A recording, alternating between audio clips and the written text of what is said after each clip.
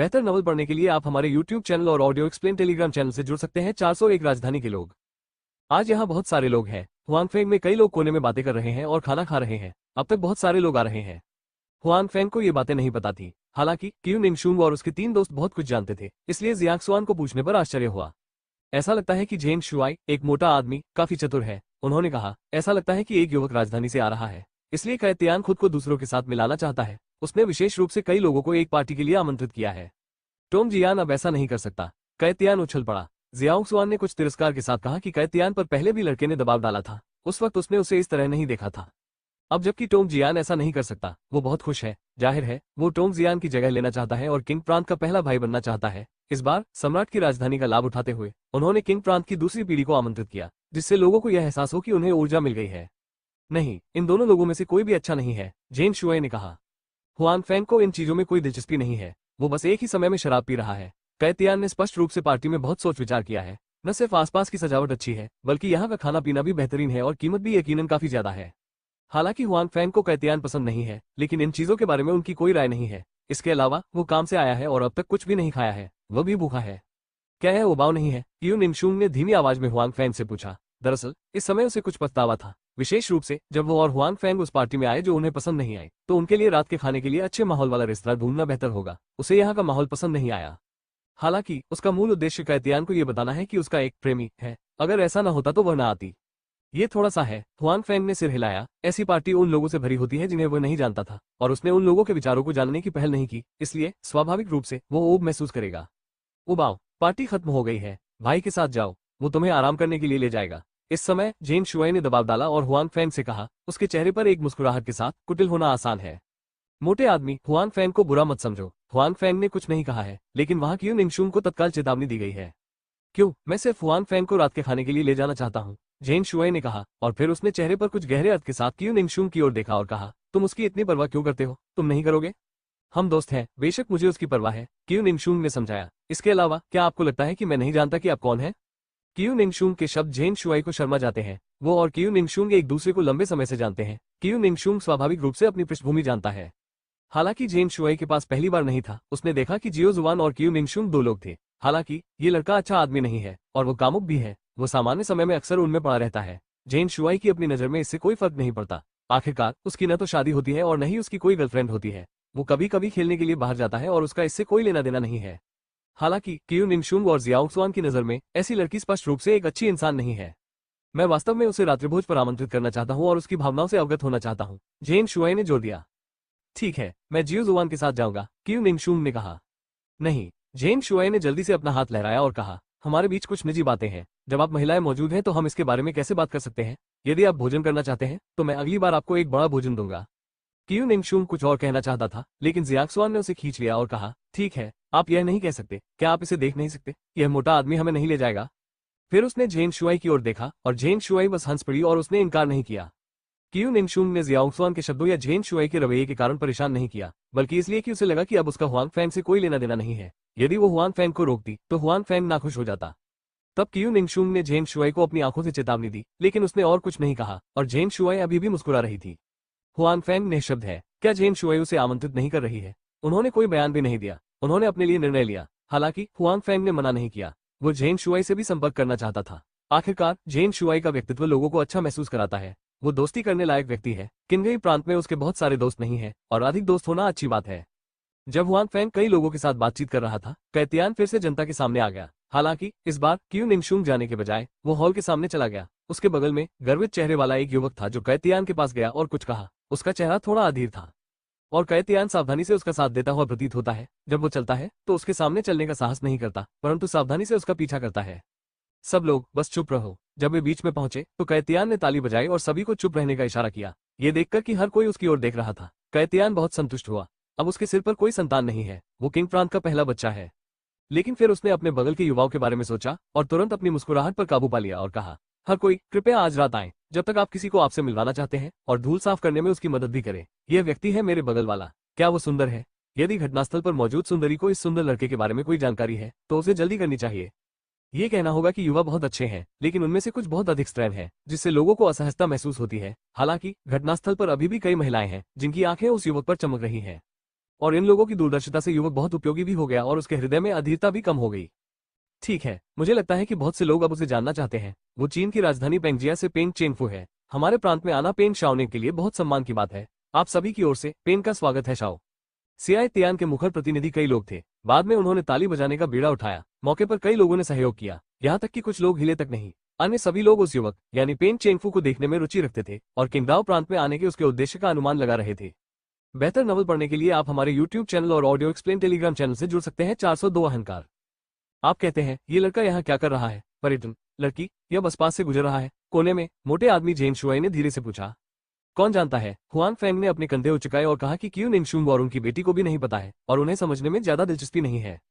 और इस समय पेन चेंगफू, जो घमंड और नाक से भरा हुआ था, ने कह तियान को एक तरफ धकेल दिया और सामने जाकर कहा, मैं व्यापार करने के लिए क्विंगशिंग आता हूँ। यदि आप एक साथ पैसा कमाना चाहते हैं तो आप मुझसे संपर्क कर सकते हैं और मैं तुम्हें पैसे कमाने के लिए ला सकता हूँ। पेन चेंगफू के शब्दों ने निम्नलिखित लोगों को इसके बारे में लगातार बात करने पर मजबूर कर दिया। कुछ लोग इसका तिरस्कार करते हैं, कुछ लोग अपनी रुचि दिखाते हैं, कुछ लोग अपनी सतर्कता दिखाते हैं। आखिरकार यहाँ बहुत से लोग व्यवसाय करते हैं। हालांकि वे अपने माता पिता के रिश्ते पर भरोसा करते हैं, फिर भी वे पैसा कमा सकते हैं। अब अचानक एक मजबूत पृष्ठभूमि है। यदि वे एक ही उद्योग में हैं, तो उनके पास एक और प्रतिद्वंद्वी है।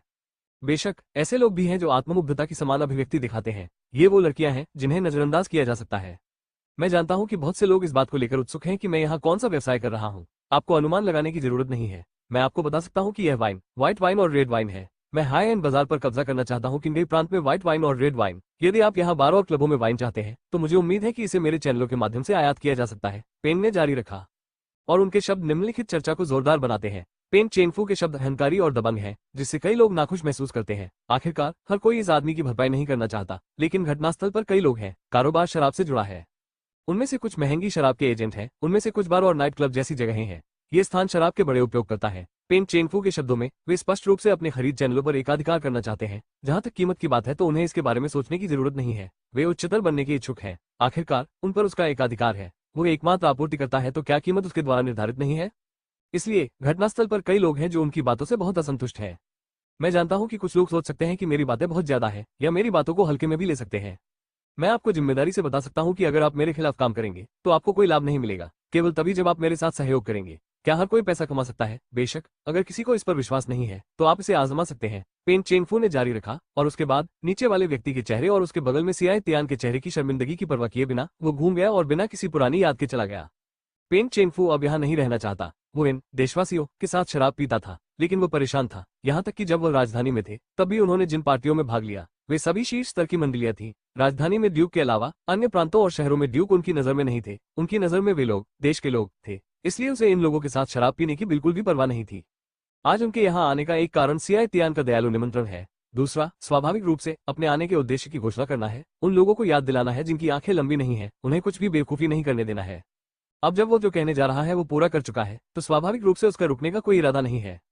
सियाई तियान पेन चेंगफू को देखता है, जो बिना पीछे देखे अजीब तरीके से चला गया। वो अपनी आंखों के नीचे उन लोगों को देखता है जो अधिक से अधिक जोर से बात कर रहे हैं। वो माइक्रोफोन पर कहता है, हाँ, पेन शाओ वास्तव में विनोदी है। मुझे नहीं लगता कि आपको पेन शाओ का अर्थ गलत समझना चाहिए। वो पैसा कमाने के लिए सभी को एक साथ लाना चाहता है। वो पेन शाओ के साथ सहयोग करता है। वो निश्चित रूप से पैसा कमाएगा। वो बस दयालु होना चाहता था तुम्हें याद दिलाना, अन्यथा एक प्रतियोगी के रूप में तुम्हें ही नुकसान होगा। हालांकि कैतियान मौके पर पेन चेंगफू की मदद करने की कोशिश कर रहा है। मौके पर कुछ बेवकूफ लोग हैं, लेकिन सभी नहीं। इसलिए कई लोग अभी भी पेन चेंगफू के शब्दों से असंतुष्ट हैं। ये केवल सियाई तियान और पेन चेंगफू की ऊर्जा के कारण है कि वे अपनी शिकायतें खुलकर नहीं कहते। इसके अलावा ये लोग ये भी जानते हैं कि अगर ये कुछ कहेंगे भी तो बेकार है। भले ही वे अभी शिकायत करें, समय आने पर वे पेन चेंगफू के साथ सहयोग करेंगे।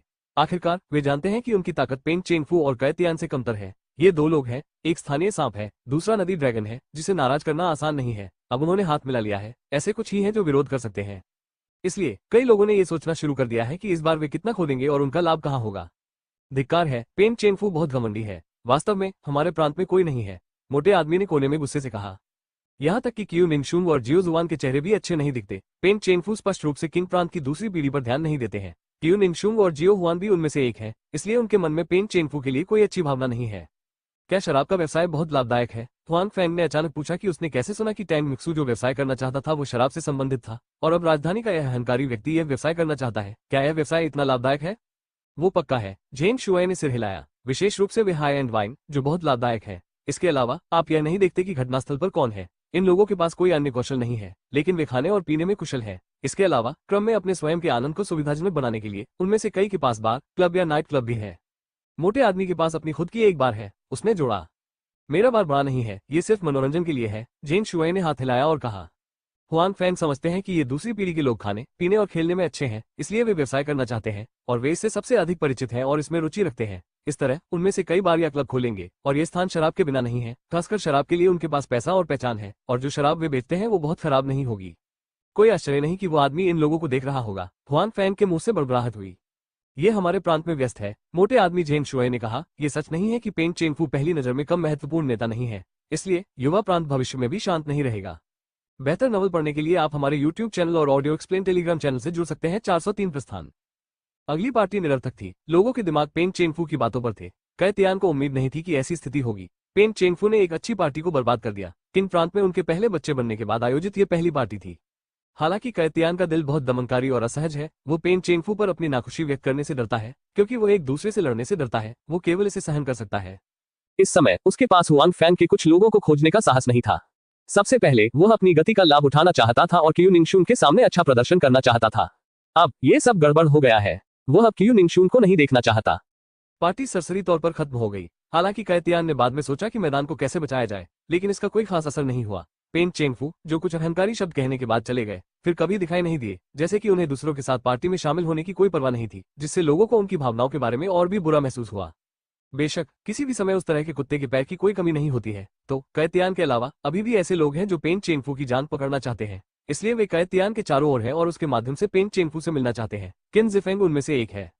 इस स्थिति ने कै तियान को थोड़ा बेहतर महसूस कराया। इस समय क्यू निंगशुन के दिमाग में आया, उस व्यक्ति के बारे में क्या जो जम गया है। सियाई तियानजियांग हॉल में क्यू निंगशुन की तलाश करता है, लेकिन वो आश्चर्यचकित हो जाता है।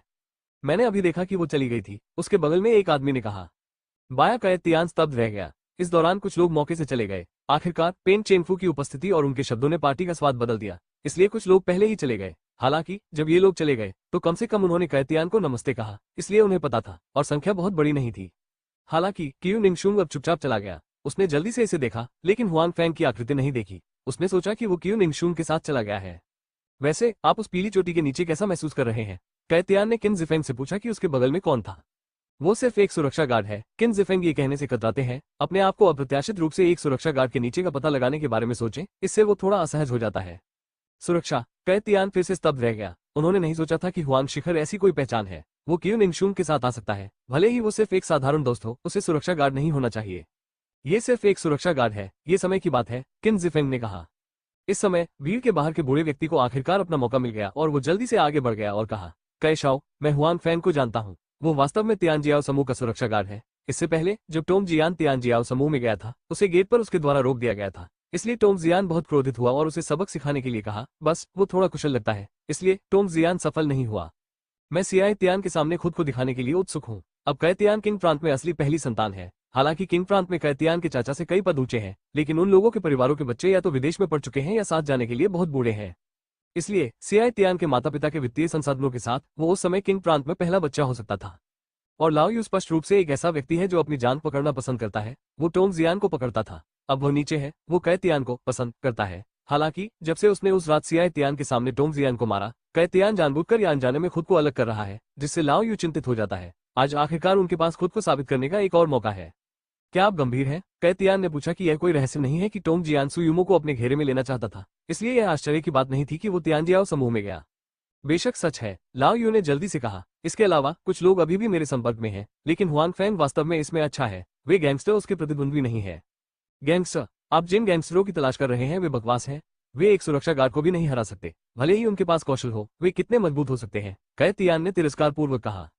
हालांकि अब जब वो हुआंग फैंग के विवरण जानता है, कै तियान जल्दी में नहीं है। उसे विश्वास नहीं है कि क्यू निंगशुन एक सुरक्षा गार्ड को पसंद करेगा। यहाँ तक कि अगर वो खुद को पसंद नहीं करती है, तो वो जिस व्यक्ति की तलाश कर रही है वो उससे बेहतर व्यक्ति होना चाहिए, और सुरक्षा गार्ड स्पष्ट रूप से मेल नहीं खाता है। इसलिए सियाई तियान के दिमाग में हुआंग फैंग को क्यू निंगशुन ने ढाल के रूप में कार्य करने के लिए खींचा था। वो बस खुद को मारना चाहती थी, लेकिन उसे उम्मीद नहीं थी कि कोई हुआंग फैंग को जानता होगा। जाहिर है क्यू निंगशुन की योजना विफल हो गई। क्यू निंगशुन, तुम मेरी हथेली से बाहर नहीं भाग सकते। कै तियान ने अपने दिल में सोचा कि वो अब हुआंग फैंग को अपना प्रतिद्वंद्वी नहीं मानेगा। आखिरकार यह बाहर आ गया। दूसरी तरफ हुआंग फैंग के 4 लोग विला छोड़ चुके हैं। बाहर की हवा में सांस लेने के बाद हर कोई अच्छे मूड में होता है। क्यू निंगशुन को इस बात का अफसोस है कि उन्हें पार्टी में नहीं आना चाहिए था। वरना तो अच्छा खाता था और नहीं अच्छा खेलता था, लेकिन उसने एक घमंडी आदमी को भी देखा जिससे उसके मूड पर असर पड़ा। ठीक है, मैं हुआंग फैंग को लेकर पहले जाऊंगा, आप जो चाहें कर सकते हैं। हालांकि मोटा आदमी जेन शुआई हुआंग फैंग को ले गया और अपनी कार में चला गया। उसने अभी कार में ठीक से खाया पिया नहीं था। इसके अलावा जब वो आज हुआंग फैंग से मिले तो वो स्वाभाविक रूप से अच्छा पीना चाहते थे। हुआंग फैंग उस मोटे आदमी को देखकर बुरी तरह मुस्कुराया जो खुद को खींच रहा था। ये लड़का सचमुच अधीर था। इससे पहले कि वो सहमत होता, उसे खींच लिया गया। हालांकि उसका भी पेट नहीं भरा था। रात का नाश्ता करना अच्छा है। अब तक हुआंग फैंग को लगता है कि जेन शुआई वास्तव में सिर्फ खाने के लिए चिल्लाना चाहता है। क्यू निंगशुंग अपनी पीठ पीछे कुछ कहना चाहता है। हालांकि जेन शुआई की कार्रवाई बहुत तेज है। वो कोने में गायब हो जाता है और अपनी कार पर बैठ जाता है। ठीक है, चलो भी चलते हैं, जियाओ स्वान ने क्यू निंगशुंग से कहा। कहाँ जाना है? क्यू निंगशुंग की आंखें अभी भी हुआंग फैंग के प्रस्थान की दिशा में देख रही हैं। बेशक, एक जगह ढूंढो, कुछ और खाओ और अपने और सुरक्षा गार्ड के बीच मामले पर बात करो, जियाक्सवान ने मुस्कुराते हुए कहा। क्यू निंगशुंग ने अपना सिर घुमाया और शर्मिंदगी से कहा, मुझे उससे कुछ बात करनी है। अच्छा, तुम चौकीदार का पत्थर बनने वाले हो, कुछ नहीं कहा। जियाओक्सवान को स्पष्ट रूप से क्यू निंगशुंग की बातों पर विश्वास नहीं हुआ। बेहतर नॉवल पढ़ने के लिए आप हमारे YouTube चैनल और ऑडियो एक्सप्लेन टेलीग्राम चैनल से जुड़ सकते हैं। 404 जेन शुआई का बार। हम कहाँ जा रहे हैं? जेन शुआई की कार में हुआंग फैंग ने दूसरी तरफ देखा और पूछा, ये लड़का भी एक दंगाई है। स्पोर्ट्स कार वास्तव में चमकदार लाल है। इस समय हुआंग फैंग निश्चित रूप से नहीं जानता है जो दो महिलाएं अभी अभी उससे अलग हुई हैं, वे पहले से ही उसके बारे में बात कर रही हैं। हुआंग फैंग बस यही सोच रहा है कि जेन शुआई उसे कहाँ ले जाएगी। तुम्हें पता चल जाएगा जब तुम आओगे, जेन शुआई ने एक छोटा सा पास बेचते हुए मुस्कुराते हुए कहा। हुआंग फैंग कंधे उचकाते हैं और दोबारा नहीं पूछते हैं। उन्हें विश्वास नहीं है कि जेन शुआई खुद को बेच सकती है। इसके अलावा यदि वो ऐसा करता है तो उसे नहीं पता कि बिकने वाला आखिरी व्यक्ति कौन है, क्योंकि पार्टी समय से पहले खत्म हो गई। अभी देर नहीं हुई है। जिन लोगों की रात्रि जीवन समृद्ध है वे अभी अपनी रात्रि जीवन की शुरुआत कर रहे हैं। इसलिए इस समय पूरे जियांगजू में हलचल है। लगभग 20 मिनट बाद जेन शुआई ने कहा कि जब वो पहुंचे तो हुआंग फैंग ने बाहर देखा और उनका गंतव्य एक बार था। यह वो नहीं है जिसे आप चलाते हैं, है ना? हुआंग फैंग ने कार से बाहर निकलते हुए पूछा। अच्छा, ये दुकान मैंने और मेरे भाई ने खोली है। आज रात हम यही शराब पीना जारी रखेंगे, जेन शुआई ने कहा। हुआंग फैंग अपने सामने बार की ओर देखता है। इसे गरीबी से जोड़ने का कोई उपाय नहीं है। ये स्पष्ट है कि जेन शुआई ने कहा कि उनका बार बड़े पैमाने पर नहीं है। यदि आप इसे लापरवाही से बनाते हैं तो यह मामूली है। बाहर से देखने पर यह बहुत आलीशान है। इसके अलावा यह एक बड़े क्षेत्र को कवर करता है। स्वागत है बॉस, क्या आप यहाँ हैं? जब जेन शुआई ने हुआंग फैंग के कंधे पर अपना हाथ रखा और बार में प्रवेश किया तो स्वागत करने वाली महिला ने विनम्रता और जल्दबाजी से कहा। उसी समय उसकी नजर अभी भी हुआंग फैंग पर थी। यह उसका अच्छा दोस्त ही होगा जो जेन शुआई को इतने करीब से पकड़ने पर मजबूर कर सकता है। अभिवादन स्पष्ट रूप से हुआंग फैंग की उपस्थिति को याद रखना चाहता था। एक को जिज्ञासा हुई कि वो कौन है। दूसरा कारण यह था कि अगली बार जब हुआंग फैंग आएगा तो वो उसे पहचान नहीं पाएगी। यदि आप गलत हैं तो जाहिर तौर पर बॉस के दोस्तों को नाराज करना अच्छी बात नहीं है। कुआ, जेन शुआई ने बस धीरे से उत्तर दिया, फिर हुआंग फैंग को अंदर ले गया। हुआंग फैंग ने पाया कि आंतरिक सजावट बाहरी सजावट से बदतर नहीं है और पर्यावरण भी अच्छा है। हालांकि अभी रात्रि जीवन में प्रवेश करने का समय है। यहाँ बहुत सारे लोग हैं। जाहिर है, सामान्य समय में कारोबार बुरा नहीं होता। हुआंग फैंग को और अधिक महसूस हुआ कि जेन शुआई ने अभी जो कहा था वो खुद को बेवकूफ बना रहा था। आपका बार बिल्कुल भी बुरा नहीं है। हुआंग फैंग को इस बात का अफसोस है कि वो और गो लियांग पहले भी कई पब में जा चुके हैं। हालांकि वे इस पहलू में कुशल नहीं है, फिर भी वे अपने दिलों में कुछ तुलनाएं कर सकते हैं। जाहिर है, जेन शुआई का बार उन अधिकांश पबों से बेहतर है जहां वो गया है और यह जीवंत भी है। इससे काम चलाओ। मैंने ये बार इसलिए खोला क्योंकि घर का बूढ़ा आदमी हमेशा कहता है कि मैं अपना काम नहीं करता और मैं बेकार हूँ। इसलिए मैंने ऐसी चीज बनाई। सौभाग्य से इससे मुझे कोई पैसा नहीं खोना पड़ा, जेन शुआई ने कहा। हालांकि इस समय उनके चेहरे पर थोड़ा गर्व भी दिख रहा था। इसमें कोई आश्चर्य नहीं कि वो गर्व महसूस करता है कि प्रांत में ऐसे बहुत से युवा नहीं हैं जो बार, क्लब और यहाँ तक कि नाइट क्लब भी खोलते हैं, लेकिन वे ज्यादा पैसा नहीं कमाते हैं। वे उन दुकानों को अपने आनंद के लिए या कुछ लोगों से दोस्ती करने के लिए अधिक खोलते हैं, इसलिए उनमें से अधिकांश कर्ज में डूबे होते हैं। लेकिन उनका बार बहुत लोकप्रिय है। यह न केवल आपको आराम करने के लिए जगह उपलब्ध करा सकता है, बल्कि आपको कुछ पैसे कमाने में भी मदद कर सकता है। भाषण कक्ष में वे दूसरी मंजिल पर एक निजी कमरे में प्रवेश कर गए हैं, जो बहुत अच्छा भी है। दीवारों में से एक हॉल के सामने एक कांच की दीवार है। जब तक पर्दा उठा हुआ है वे बाहर हॉल की स्थिति देख सकते हैं। इसके अलावा वे बाहर तो देख सकते हैं लेकिन अंदर बाहर नहीं देख सकते। ध्वनि इंसुलेशन भी बहुत अच्छा है, बस बाहर बहुत शोर है। मुझे इसमें कुछ भी सुनाई नहीं दे रहा है। उसके बारे में क्या ख्याल है? क्या यहाँ अच्छा नहीं है? जेन शुआई ने गर्व से कहा कि यह कमरा उसके लिए आरक्षित है। वो अक्सर यहाँ खेलने आते हैं। उनके लिए पैसा कमाना दूसरी सबसे महत्वपूर्ण बात है। निस्संदेह यदि वे इसका आनंद लेते हुए पैसा कमा सकते हैं तो वे अधिक खुश होंगे। अच्छा, यह अच्छा है, हुआंग फैंग ने कहा। इस समय वेटर कुछ वाइन, स्नैक्स और अन्य चीजें लाया है। बार का मैनेजर भी आया है, उसका बॉस आया है, वो अनुपस्थित नहीं रह सकता। ये पे देखें, ये बहुत लाभदायक है। मेरे पास यहाँ कोई बड़ा पैमाना नहीं है। हालांकि सभी प्रकार की सफेद वाइन, रेड वाइन और यहाँ तक कि बियर का हर दिन सेवन एक भयानक संख्या में होता है। कोई आश्चर्य नहीं कि वो आदमी इसे घूरता रहेगा। लाइन जेन शुआई ने उसके सामने सभी प्रकार की शराब की ओर इशारा किया और हुआंग फैंग को दे दिया। स्वाभाविक रूप से हुआंग फैंग भी जानता है कि वो पहले भी बार में जा चुका है। स्वाभाविक रूप से वो जानता है कि वो बार में प्रतिदिन कितनी शराब पीता है। जियोहान, क्या तुमने सच में इसके बारे में सोचा है? हुआन फैंग के निजी कमरे से कुछ ही दूरी पर दो महिलाएं बात कर रही हैं। एक भारी मेकअप में मध्यम आयु वर्ग की महिला है और दूसरी शुद्ध दिखने वाली लड़की है। उसकी शक्ल देखकर ऐसा लगता है कि वो बूढ़ी नहीं है, बल्कि स्कूल में कॉलेज की छात्रा जैसी लगती है। ठीक है, मेरा काम पहले पूरा हो चुका है। उस युवा लड़की का चेहरा पीला है, कहने को दांत काटो, मुलायम, कमजोर, आंखों में लेकिन जिद्दीपन की झलक, अभी भी निराशा की झलक। ठीक है, मुझे आशा है कि तुम्हें बाद में पछताना नहीं पड़ेगा, अधेड़ उम्र की महिला ने आह भरते हुए कहा। आज बॉस अभी आए और एक व्यक्ति को लाए। ये बॉस का मेहमान होना चाहिए। आप बॉस की पहचान जानते हैं। यदि आप उनके मेहमान बन सकते हैं तो पहचान खराब नहीं होगी। मैं तुम्हें बाद में ले जाऊंगा। बाद में क्या करना है ये तुम पर निर्भर करता है।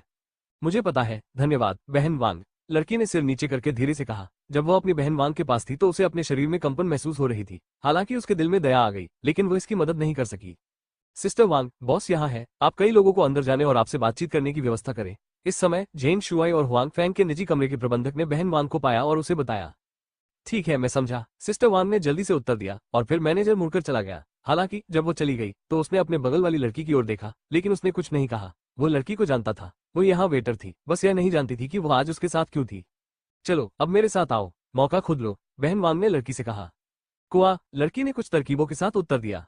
बेहतर नॉवल पढ़ने के लिए आप हमारे YouTube चैनल और ऑडियो एक्सप्लेन टेलीग्राम चैनल से जुड़ सकते हैं। 405 चैन। जब हुआंग फैंग और उनकी पत्नी बातचीत कर रहे थे तभी निजी कमरे का दरवाजा फिर से खुल गया, जिससे उनकी बातचीत बाधित हो गई। अभी जेन शुआई की प्रांत में कुछ स्थितियों को पेश करने के लिए हुआंग फैंग की मदद कर रहा है। हुआंग फैंग से पहले आखिरकार वो सिर्फ एक गरीब महिला थी और कई उच्च स्तरीय चीजें अज्ञात थी। अपने परिवार के कारणों से ये स्पष्ट है कि जेन शुआई कई चीजें समझ सकते हैं जो आम लोग नहीं जानते हैं, इसलिए हुआंग फैंग उनसे बहुत कुछ जानते हैं। यहाँ वो कार्यक्रम आया है जो मैंने आपकी बोरियत दूर करने के लिए आपके लिए आयोजित किया था। जेन शुआई ने बहन वांग की ओर देखा जो सबसे आगे चल रही थी और मुस्कुराते हुए हुआंग फैंग से कहा।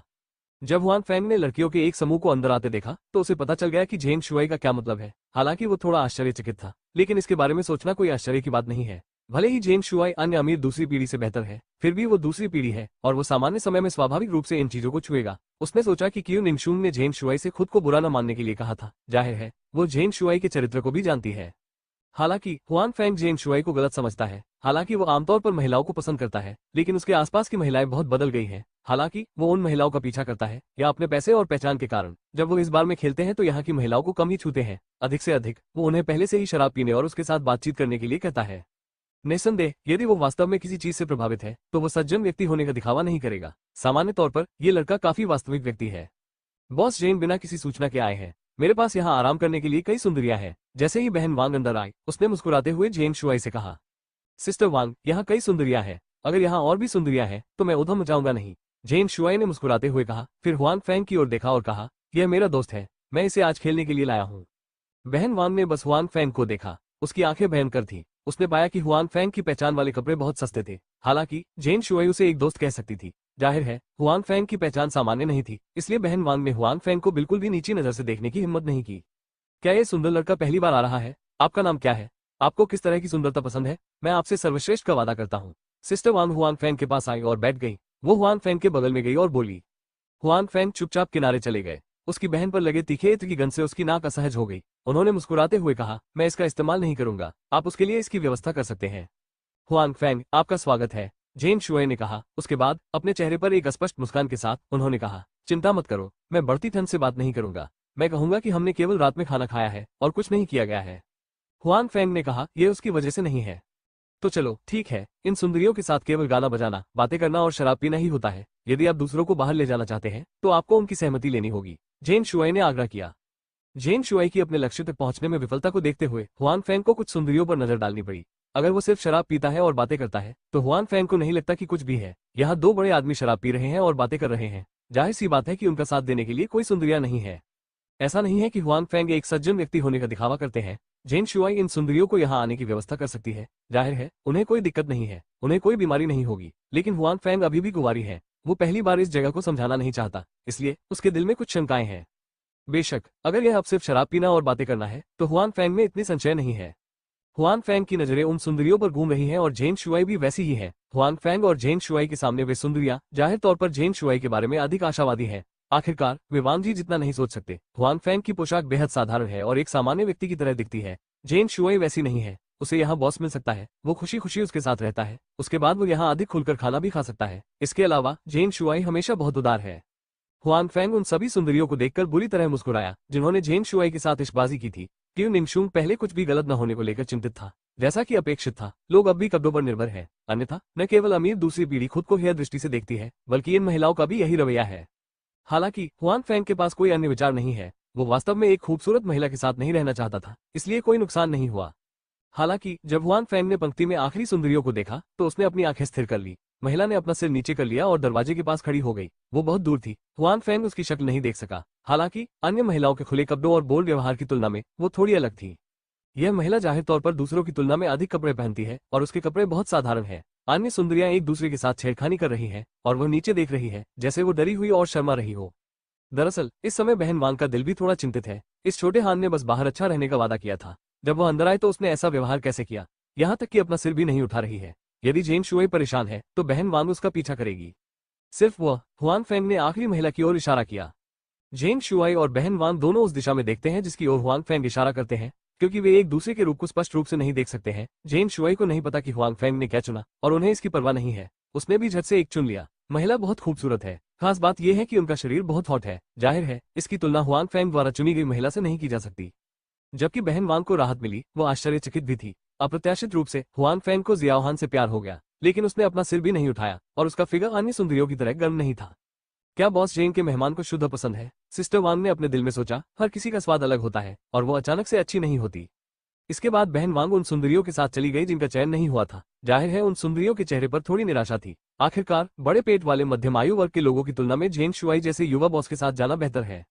जियाओहान, जो अपना सिर झुका रही थी, अब केवल ये जानती है कि उसका वास्तव में चयन हो गया है, जिससे वो थोड़ा आभारी और घबरा जाती है। कुछ देर तक वो बिना किसी प्रतिक्रिया के स्तब्ध खड़ी रही। तेज Z406 शराब पीना और बातें करना। जियाओहान की असामान्य प्रतिक्रिया को जेन शुआई और हुआंग फैंग ने देखा। जेन शुआई की भौहें सिकुड़ गई। महिला बहुत अज्ञानी थी। वो वहां क्या कर रही थी? क्या आप चाहते हैं कि हुआंग फैंग ऊपर जाए और उसे आमंत्रित करें? आपको पता होना चाहिए कि हुआंग फैंग आज उनके मेहमान हैं। वो उसका अच्छे से साथ नहीं दे पाता। उसी ने उसे खोया है, इसलिए वो थोड़ा नाराज और अज्ञानी है। और बहन वांग, जो उसके शब्दों और दिखावे का निरीक्षण करना जानती है, स्वाभाविक रूप से उसके चेहरे पर जेन शुआई के असंतोष को पहचान लेती है। इसलिए जब वो बाहर जाती है तो वह जियाओहान को धीरे से थपथपाती है और फुसफुसाती है, यहाँ मत रहो, जल्दी करो। इस समय जियाओहान अपने चेहरे पर कुछ घबराहट के साथ एक सपने की तरह जाग गया। हुआंग फैंग और जेन शुआई को देखकर जेन शुआई नाराज हो गई। जहां तक हुआंग फैंग का सवाल है, उसका इरादा गुस्सा करने का नहीं था। उसके चेहरे पर अब भी मुस्कान थी। इसलिए जियाओहान ने अपना सिर नीचे किया और तेजी से हुआंग फैंग की तरफ चला गया। फिर वो बैठ गया और फुसफुसाया, मुझे क्षमा करे। फिर उसने हुआंग फैंग के लिए शराब डालना शुरू कर दिया। एक पूर्व बार्टेंडर के रूप में वो वाइन डालने में बहुत अच्छी थी।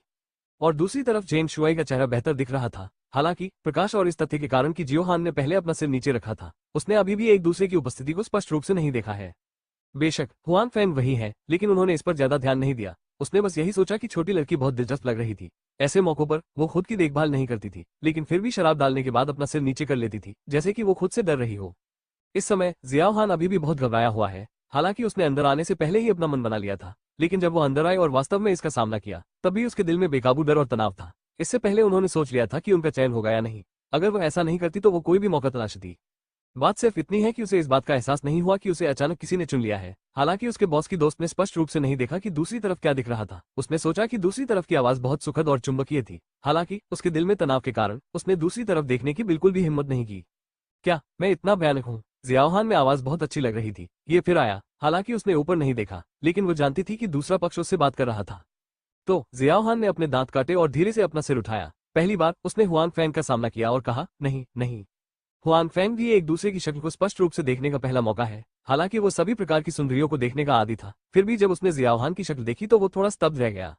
जियाओहान नाम की इस युवा लड़की की उम्र लगभग 20 वर्ष होनी चाहिए। वो ज्यादा मेकअप नहीं करती। हालांकि अजय युवा कहावत उसके लिए उपयुक्त है। उसकी आंखें बहुत साफ हैं। कहते हैं आंखें रूह की खिड़की होती हैं। ऐसी सूखी आंखों वाला व्यक्ति ऐसी जगह पर कैसे रह सकता है? साफ आंखों के अलावा उसका पूरा चेहरा बहुत युवा और सुंदर है, जो एक शुद्ध और अतुलनीय एहसास देता है। उसकी उपस्थिति हुआंग फैंग सहित कई पुरुषों द्वारा स्कूल फूल शब्द की कल्पना और परिभाषा के अनुरूप है। हालांकि इस समय ये स्कूल फूल उसके चेहरे पर कुछ तनाव के साथ उसकी आंखें चमक रही थी और घबरा रही थी, जैसे कि वो बाढ़ का सामना कर रहा हो। नहीं, हुआन फैंग ने मुस्कुराते हुए कहा, घबराओ मत, मैं लोगों को नहीं खा सकता। और इस बिंदु पर हुआन फैंग ने खुद को ऊपर से नीचे देखा और कहा, और इससे भी अधिक, मैं इतना भयानक नहीं दिखता, क्या मैं? हुआन फैंग के शब्दों को सुनकर जियाओहान पूप के साथ मुस्कुराया और फिर रुक गया। हालांकि उसका चेहरा थोड़ा लाल था। हालांकि इसे रोकना कठिन था, लेकिन हुआन फैंग के शब्दों और कार्यों में उसका तनाव अनजाने में गायब हो गया। यह सही है, एक खूबसूरत महिला को अधिक मुस्कुराना चाहिए, अन्यथा मुझे अधिक दोषी महसूस होगा, हुआन फैंग ने कहा। जियाओहान का चेहरा थोड़ा शर्मीला था, लेकिन उसने अपना सिर फिर नीचे नहीं किया। इसके बजाय उसने शराब उठाई और हुआंग फैंग से कहा, मिस्टर हुआंग, मैं आपको एक टोस्ट देना चाहता हूँ। उसके बाद जियाओ हान ने पहले शराब पी। हालांकि उसकी पीने की क्षमता स्पष्ट रूप से अच्छी नहीं है, उसका लगभग दम घुट गया था और उसके चेहरे पर एक लाल प्रभामंडल दिखाई देता है। नहीं पीते, हुआंग फैंग ने खुद एक घूंट लिया और कहा, इस समय जियाओ हान नाम की लड़की का वही रूप था जब उसने पहली बार पीना सीखा था। जाहिर है दूसरे पक्ष को बार बार शराब नहीं पीनी चाहिए। कुआ, जियाओ हान ने धीरे से उत्तर दिया, ये वास्तव में पीने का उसका पहला अवसर था। हुआंग फैंग स्तब्ध है। सामान्यतया जियाओ हान और उनके परिवार जैसे लोग आमतौर पर बहुत शराब पीते हैं। आखिरकार उनका मुख्य काम मेहमानों के साथ शराब पीना और बातचीत करना है। यदि मेहमान बहुत अधिक शराब पीते हैं तो उन्हें कमीशन मिलेगा। जेन शुआई के बगल वाली महिला को देखो, सफेद वाइन का एक गिलास बिल्कुल नहीं बदलता, यह एक गिलास पानी पीने जैसा है। इसलिए हुआंग फैंग को जियाओ हान के लिए अजीब लगा जब उसने कहा कि वो पहली बार पी रहा था। जब उसे लगा कि दूसरा पक्ष घाटे में है और घबरा गया है तो उसके मन में कुछ अटकलें थी। मैं आज पहली बार ऐसा कर रहा हूँ। मैंने हुआंग फैंग की आंखों में संदेह देखा होगा। हालांकि वो थोड़ी शर्मीली थी। जियो हान ने हुआंग फैंग को समझाया, बेशक वो आज यहाँ सिर्फ शराब के लिए नहीं आई थी, तो हुआंग फैंग को बताएं कि वो यह व्यवसाय करने वाली पहली बार है जो उनकी अगली चीज में भी मदद कर सकता है। हुआंग फैंग ने सिर हिलाया और कुछ नहीं बोला। ऐसा करने वाले कई लोग ये कहना पसंद करते हैं कि वे पहली बार ऐसा कर रहे थे। हालांकि उसके सामने छोटा हान झूठ नहीं बोल रहा है। हालांकि हुआंग फैंग ने यह कहने की हिम्मत नहीं की कि वो चमकदार थी, फिर भी उसकी आंखों में कुछ रोशनी है। यदि जियो हान वास्तव में उससे झूठ बोल रही है तो वो केवल ये कह सकती है कि उसके अभिनय कौशल ने ऑस्कर नाव जीता है। उसके बाद दोनों व्यक्ति शराब पीते हुए आपस में बातें करने लगे। उन्होंने न तो ज्यादा कुछ कहा, नहीं उन्होंने ज्यादा शराब पी। हुआंग फैंग का इरादा उसे शराब पीने के लिए मजबूर करने का नहीं था। दूसरी तरफ जेन शुआई और उनकी पत्नी बहुत हॉट खेल रहे हैं। वे एक गिलास वाइन पी रहे हैं, अधिक से अधिक खुलकर बोल रहे हैं और जेन शुआई के हाथ अधिक से अधिक बेईमान है। स्वाभाविक रूप से इस निजी कमरे में गाना भी संभव है। हुआंग फैंग और जियो हान ने कई गाने गाए। जियो हान की आवाज बहुत अच्छी है। हालांकि उन्हें व्यावसायिक प्रशिक्षण नहीं मिला है, फिर भी उन्हें गाना बहुत अच्छा लगता है। स्वाभाविक रूप से जब हुआंग फैंग और उनकी पत्नी नीचे आए तो जेन शुआई ने गाने के लिए महिला को गले लगाया। गाने के क्रम में वे आपस में बातचीत भी करते रहे। बोल्ड उपस्थिति के कारण जियाओ हान ने उनकी ओर देखने की हिम्मत नहीं की। हुआंग फैंग को इसके बारे में कोई खास एहसास नहीं था। उसका चेहरा शांत था, लेकिन शायद ऐसा इसलिए था क्योंकि उसने थोड़ी शराब पी थी। हुआंग फैंग को लगा कि उसका दिमाग बैग भी थोड़ा चक्कर में है। तेज जेड बेहतर नॉवल पढ़ने के लिए आप हमारे YouTube चैनल और ऑडियो एक्सप्लेन टेलीग्राम चैनल से जुड़ सकते हैं। 407 सक्रिय आमंत्रण। ये कैसा है, सुंदरता से संतुष्ट नहीं है। जब जियोहान और जेन शुआई के बगल वाली खूबसूरत महिला एक साथ गाने के लिए जाते हैं तो जेन शुआई शराब का गिलास लेकर हुआंग फैंग के पास आती है और पूछती है, संतुष्ट? मैं बहुत संतुष्ट हूँ, हुआंग फैंग ने कहा। मैं आपके बारे में क्या सोचता हूँ? आप बिल्कुल भी नहीं हिलते, इतने सज्जन। जेन शुआई ने कहा कि हुआंग फैंग का सिर्फ प्रदर्शन। उन्होंने स्वाभाविक रूप से ये भी देखा कि उनके मन में पुरुषों का कोई बुरा मोह नहीं है। हालांकि जरूरी नहीं कि वे इन महिलाओं के साथ कोई अंतरंग संबंध रखना पसंद करें, लेकिन हाथ मुंह थोड़ा फायदा उठाते हैं, यही है पक्का। हालांकि हुआंग फैंग ने एक सज्जन व्यक्ति की तरह व्यवहार किया। वो बस सुंदर महिलाओं के साथ बैठते थे और बात करते थे, अपने हाथ या पैर का उपयोग नहीं करते थे और यहाँ तक कि बहुत अधिक शराब भी नहीं पीते थे। जेन शुआई ने सोचा कि हुआंग फैंग उस महिला से संतुष्ट नहीं है। इस तरह बातें करना और पीना अच्छा लगता है, कुछ करने की जरूरत नहीं है, हुआंग फैंग ने कहा। आप ये कर सकते हैं। जेन शुआई ने हुआंग फैंग को शाबाशी दी और कहा, आप वास्तव में बहन निंग फ्रॉस्ट के प्रति वफादार हैं। इसके बारे में बात मत करो, मेरा उससे कोई लेना देना नहीं है, हुआंग फैंग ने कहा। मुझे पता है, बस साधारण दोस्त, जेन शुआई ने अपने चेहरे पर अस्पष्ट मुस्कान के साथ कहा। हुआंग फैंग समझाने में बहुत आलसी है। वो आज पार्टी में गया था, उसका मतलब क्यू निंगशुम का प्रेमी होने का नाटक करना था, इसलिए इसमें कोई आश्चर्य की बात नहीं है कि जेन शुआई ऐसा सोचेगी। हुआंग फैंग का इस विषय पर उसे परेशान करने का इरादा नहीं था, लेकिन उसने उसकी ओर देखा और कहा, मैं अब बहुत उत्सुक हूँ। आप मेरे साथ ऐसा क्यों करते हैं? सामान्य तौर पर कहें तो ये हमारी मुलाकात का केवल दूसरा मौका है एक दूसरे। ये हुआंग फैंग का संदेह है। तुम्हें पता है, आज वो और जेन शुआई दूसरी बार मिले हैं, लेकिन जेन शुआई उसके साथ एक पुराने दोस्त की तरह व्यवहार करती है। जब बात दोस्त बनाने की आती है तो दूसरा पक्ष उससे ज्यादा उत्साहित नजर आता है। वो खुद को पीने के लिए आमंत्रित करता है और अपने साथ एक खूबसूरत महिला की व्यवस्था करता है। हुआंग फैंग को लगता है कि यह अजीब है। अजीब? जेन शुआई ने हुआंग फैंग की ओर देखा और कहा, बेशक, पहली बार आपको मेरी पहचान नहीं पता थी। अब आप जानते हैं कि मैं सिर्फ एक सुरक्षा गार्ड हूँ, फिर भी यह रवैया कैसे हो सकता है? वास्तव में इसमें कोई आश्चर्य की बात नहीं है कि मैं उन सती लोगों में से नहीं हूँ, जेन शुआई ने कहा। हुआंग फैंग के अविश्वास को देखकर वो ये कहना जानता था। ठीक है, मैं मानता हूँ कि चैरिटी पार्टी में मैंने देखा कि आप वास्तव में तियानजियाओ समूह की दो सुंदरियों को जानते थे। इसके अलावा मैंने ये भी कहा कि आप हंसे। फिर मैंने देखा आप मैनेजर वेन को भी जानते थे, यहाँ तक कि मैनेजर वेन भी आपके प्रति बहुत विनम्र थे। इसलिए मैं उत्सुक था, इसलिए मैंने आपसे बातचीत करने की पहल की।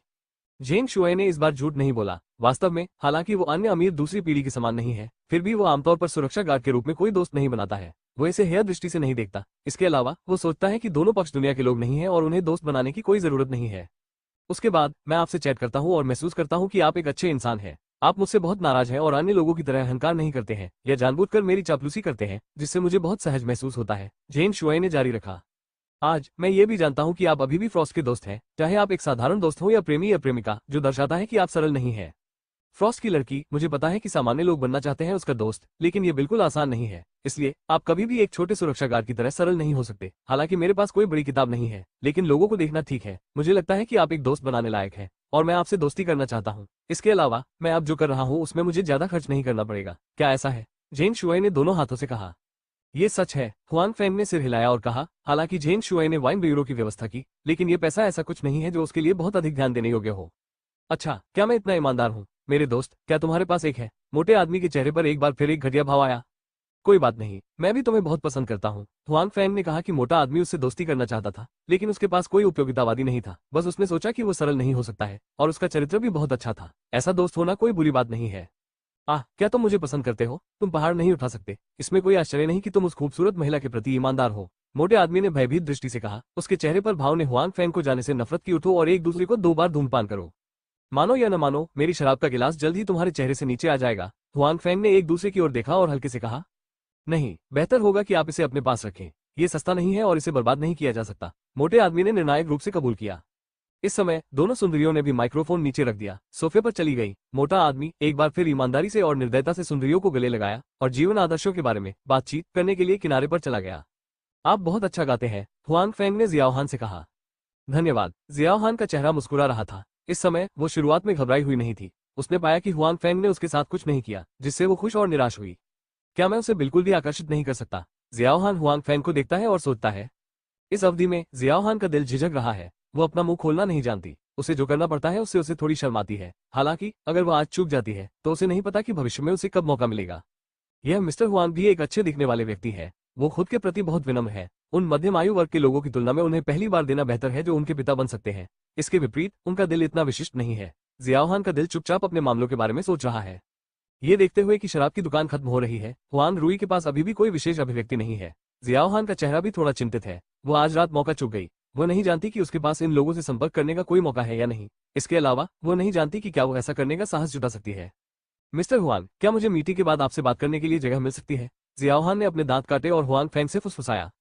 हुआंग फैंग आश्चर्य से अपने आसपास की लड़की को देखता है। उसे उम्मीद नहीं थी कि वो ऐसे शब्द कहेगी। वो स्वयं को सक्रिय रूप से आमंत्रित करता है। हुआंग फैंग को अभी तक चक्कर नहीं आया है। वो सोचता है कि दूसरा पक्ष उसकी शक्ल देखकर मोहित हो गया है। वो खुद को इस तरह आमंत्रित करते हैं। हुआंग फैंग को संदेह है कि उसे अपने पैसे में दिलचस्पी होनी चाहिए, न कि अपने व्यक्ति में।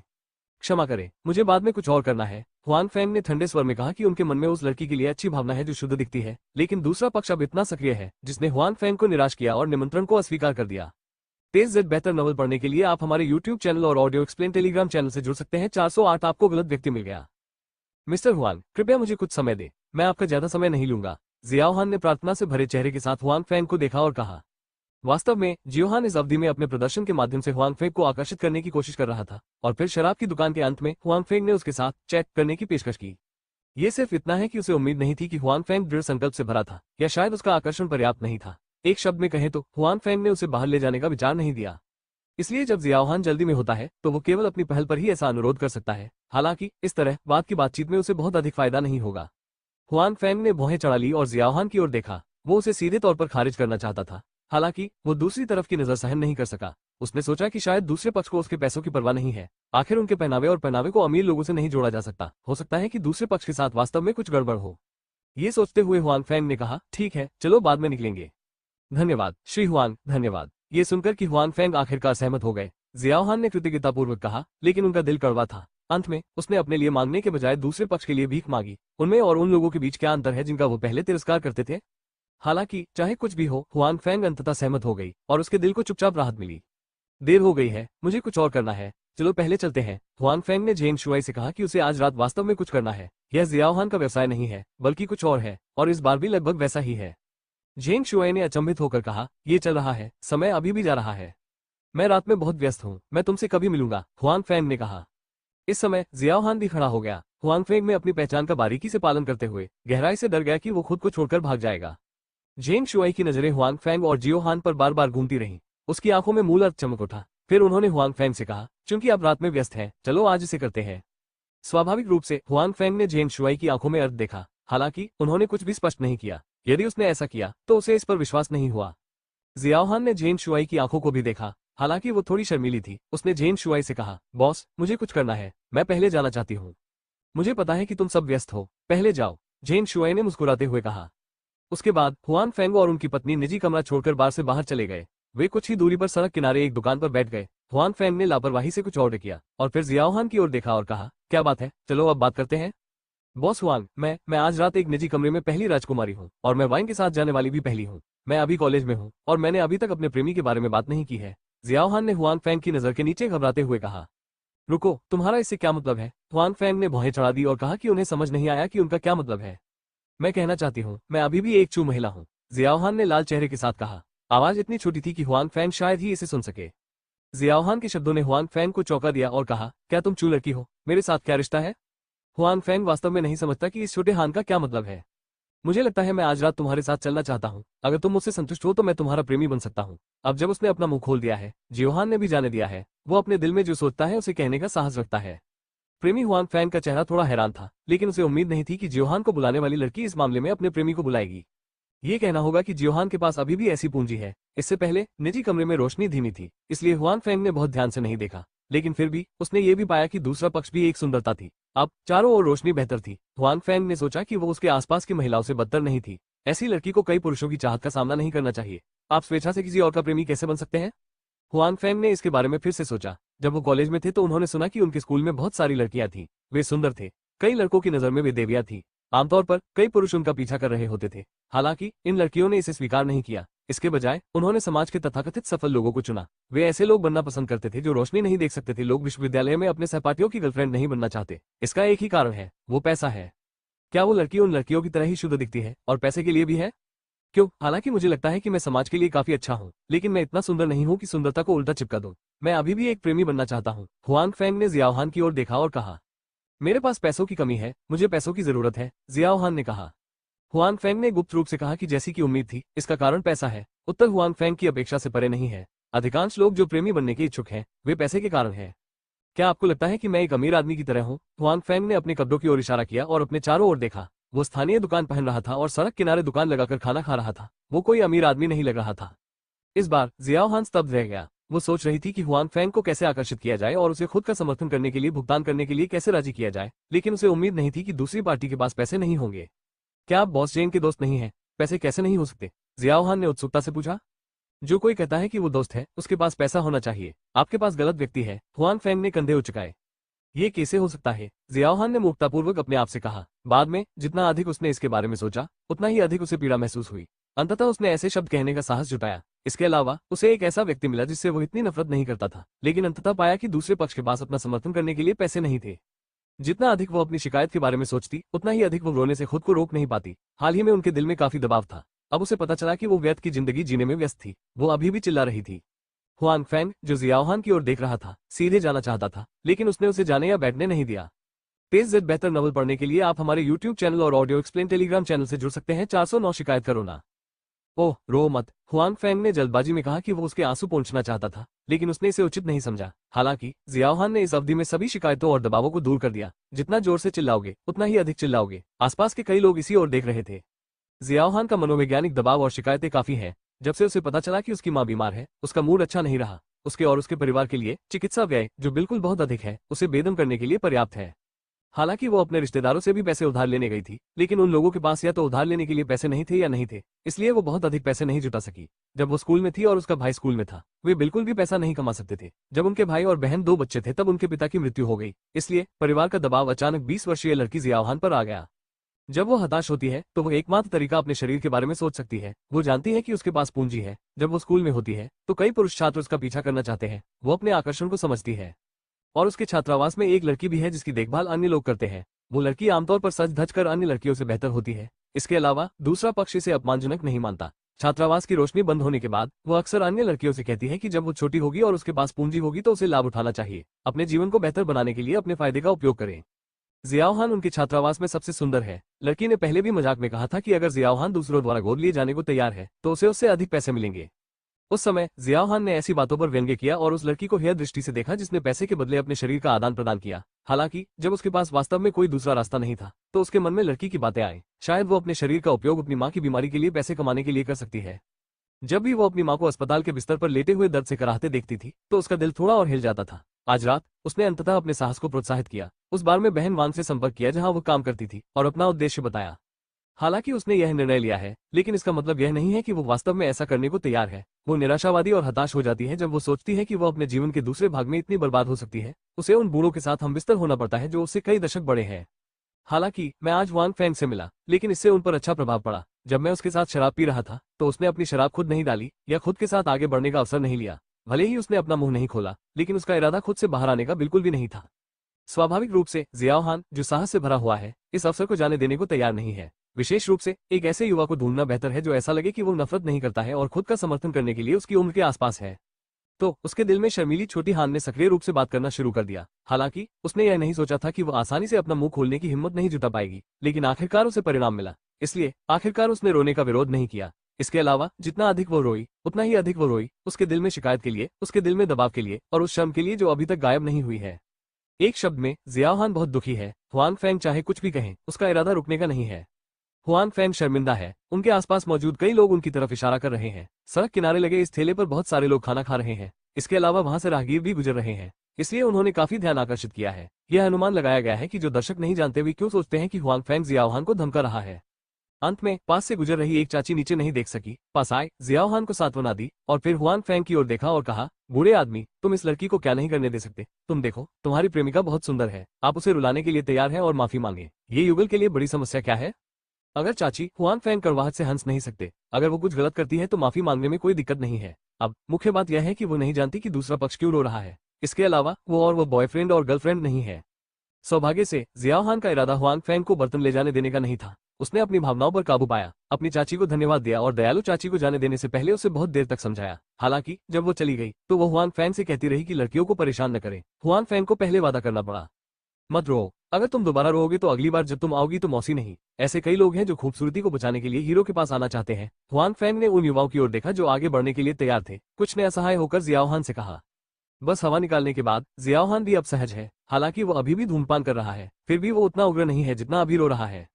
परेशानी के लिए खेद है। जियाओ हान ने हुआंग फैंग से माफी मांगते हुए कहा कि इस मामले का शुरू से अंत तक हुआंग फैंग से कोई लेना देना नहीं है। यह उनकी इच्छाधारी सोच ही थी जिसके कारण ये हुआ। इसे भूल जाओ, ये कुछ भी नहीं है। हुआंग फैंग भी एक दूसरे की परवाह करना जारी नहीं रखना चाहते थे। हालांकि मूल रूप से हुआंग फैंग उस लड़की को तुच्छ समझते थे जो किसी और का प्रेमी बनना चाहती थी। हालांकि अभी अभी उनके प्रदर्शन को देखकर हुआंग फैंग को लगा कि अभिनय के बजाय यह वास्तव में दुखद था। हुआंग फैंग ने सोचा कि दूसरे पक्ष को अवश्य ही कुछ मिला होगा, अन्यथा वो नहीं रोता क्योंकि उसने प्रेमी के रूप में काम नहीं किया। धन्यवाद, मुझे आज रात के लिए सचमुच खेद है। मुझे कुछ और करना है, पहले चलो। जियाओ हान खड़ा होता है और कहता है कि चूंकि हुआंग फैंग के पास पैसे नहीं है और वो अपना भरण पोषण नहीं कर सकती, इसलिए वो केवल छोड़ सकती है और अन्य लोगों को ढूंढ सकती है। इंतजार, हुआंग फैंग चिल्लाया, क्या आप मुझे बता सकते हैं कि आपके साथ क्या हुआ? हुआंग फैंग अनुमान लगा सकते हैं कि दूसरा पक्ष वास्तव में एक कठिन चीज होनी चाहिए, अन्यथा वो अभी नहीं रोता। आखिरकार उसने कहा है कि उसके पास पैसे नहीं है और दूसरे पक्ष को उसके सामने कार्रवाई करने की जरूरत नहीं है। इसके अलावा हुआंग फैंग सोच सकता है कि इस छोटे हान के यहाँ से चले जाने के बाद उसे शायद उसका समर्थन करने के लिए एक अमीर आदमी मिल जाएगा, क्योंकि उसकी परेशानियां हल नहीं हुई है। बेहतर नॉवल पढ़ने के लिए आप हमारे YouTube चैनल और ऑडियो एक्सप्लेन टेलीग्राम चैनल से जुड़ सकते हैं। 410 मुझे आपकी मदद करने दीजिए। हुआंग फैंग सोचता है कि यद्यपि वो एक बुरा व्यक्ति नहीं है, अब जब उसे इस समस्या का सामना करना पड़ा है तो वो सोचता है कि यदि वो मदद कर सकता है तो वो दूसरे पक्ष की मदद कर सकता है। अन्यथा इतनी खूबसूरत लड़की को देखकर और भटक जाना हुआंग फैंग को बहुत अच्छा नहीं लगता। हालांकि हम यह नहीं कह सकते कि हम एक दूसरे को पसंद करते हैं। हुआंग फैंग इतनी खूबसूरत महिला को किसी और की प्रेमिका के रूप में देखकर खुश नहीं है। ये बात नहीं है कि वो इसे पसंद करता है या नहीं, बल्कि यह बात नहीं है कि सुंदर चीजों के बारे में मनुष्य का अनोखा विचार है। जियाओ हान एक पल के लिए झिझका और बैठ गया। हालांकि हुआंग फैंग के पास उसे सहारा देने के लिए पैसे नहीं थे, लेकिन उसे लगा कि हुआंग फैंग एक अच्छा इंसान था। हुआ यूं कि इस वक्त से उसके मन में काफी दबाव था। हालांकि उसने अभी अभी कुछ उत्साह छोड़ा था। अगर कोई उसकी अपनी चीजें साझा कर सके तो उसे बेहतर महसूस हो सकता है। इसके अलावा हुआंग फैंग को पहले से ही पता है कि वो उसका पालन पोषण करना चाहता है। अगर वो उसे सब कुछ बता भी दे तो भी उसे शर्मिंदगी महसूस नहीं होगी। जियाओ हान के कथन के माध्यम से हुआंग फैंग को भी पता है कि दूसरा पक्ष किस मुसीबत में है। बेशक मुसीबत दूसरे पक्ष द्वारा बनाई जा सकती है और खुद को धोखा दिया जा सकता है, हालांकि ऐसा होने की संभावना नहीं है। यदि दूसरा पक्ष केवल व्यर्थ है और पालन पोषण करके अपना जीवन स्तर सुधारना चाहता है तो उससे बात करना आवश्यक नहीं है। आखिरकार वो पहले ही अपना रवैया दिखा चुके हैं। उनके पास पैसे नहीं है और वे एक दूसरे का समर्थन नहीं करेंगे। इसलिए हुआंग फैंग ने सोचा कि दूसरे पक्ष ने जो कहा वो शायद सच है। हुआंग फैंग ने थोड़ा सोचा और कहा, तुम्हारी माँ की बीमारी पर कितना खर्च आएगा? 5 लाख। जियाओ हान ने व्यंग्यपूर्ण मुस्कान के साथ कहा, यह पैसा हमारे परिवार के लिए एक बड़ी संख्या है। मैं भी स्कूल में हूँ और मैं इतना पैसा बिल्कुल नहीं खरीद सकता। हालांकि मैं अपनी माँ को अस्पताल के बिस्तर पर मरते हुए नहीं देख सकता। उसने मुझे और मेरे भाई को स्कूल जाने के लिए बड़ा करने के लिए अत्यधिक मेहनत की और मैं उसका इलाज नहीं छोड़ सकता। इसलिए ये समझ में आता है कि हुआंग फैंग इस तरह से सोच सकता है। और सिर हिलाया। दूसरा पक्ष एक बार में इतना पैसा लगाना सहन नहीं कर सका, इसलिए वो इस सड़क पर चल सका। हुआन फैंग के दिल को उसके लिए ज्यादा बुरा नहीं लगा। मुझे इतना सुनने के लिए धन्यवाद। मैं इस बात को अपने दिल में दबा रहा हूँ। अब ये कहना अधिक आरामदायक है। जियाओहान ने मुस्कुराते हुए हुआन फैंग से कहा। देखा जा सकता है कि उनका मूड अब पहले से काफी बेहतर है। आप किस विश्वविद्यालय से हैं? हुआन फैंग ने अचानक पूछा। जियांगजू प्रौद्योगिकी विश्वविद्यालय से। हालांकि मुझे समझ नहीं आया कि हुआन फैंग ने क्यों पूछा। जियोहान ने इसे छिपाया नहीं। कुआ। हुआन फैंग ने सिर हिलाया और कहा, यह अभी भी एक प्रसिद्ध स्कूल है।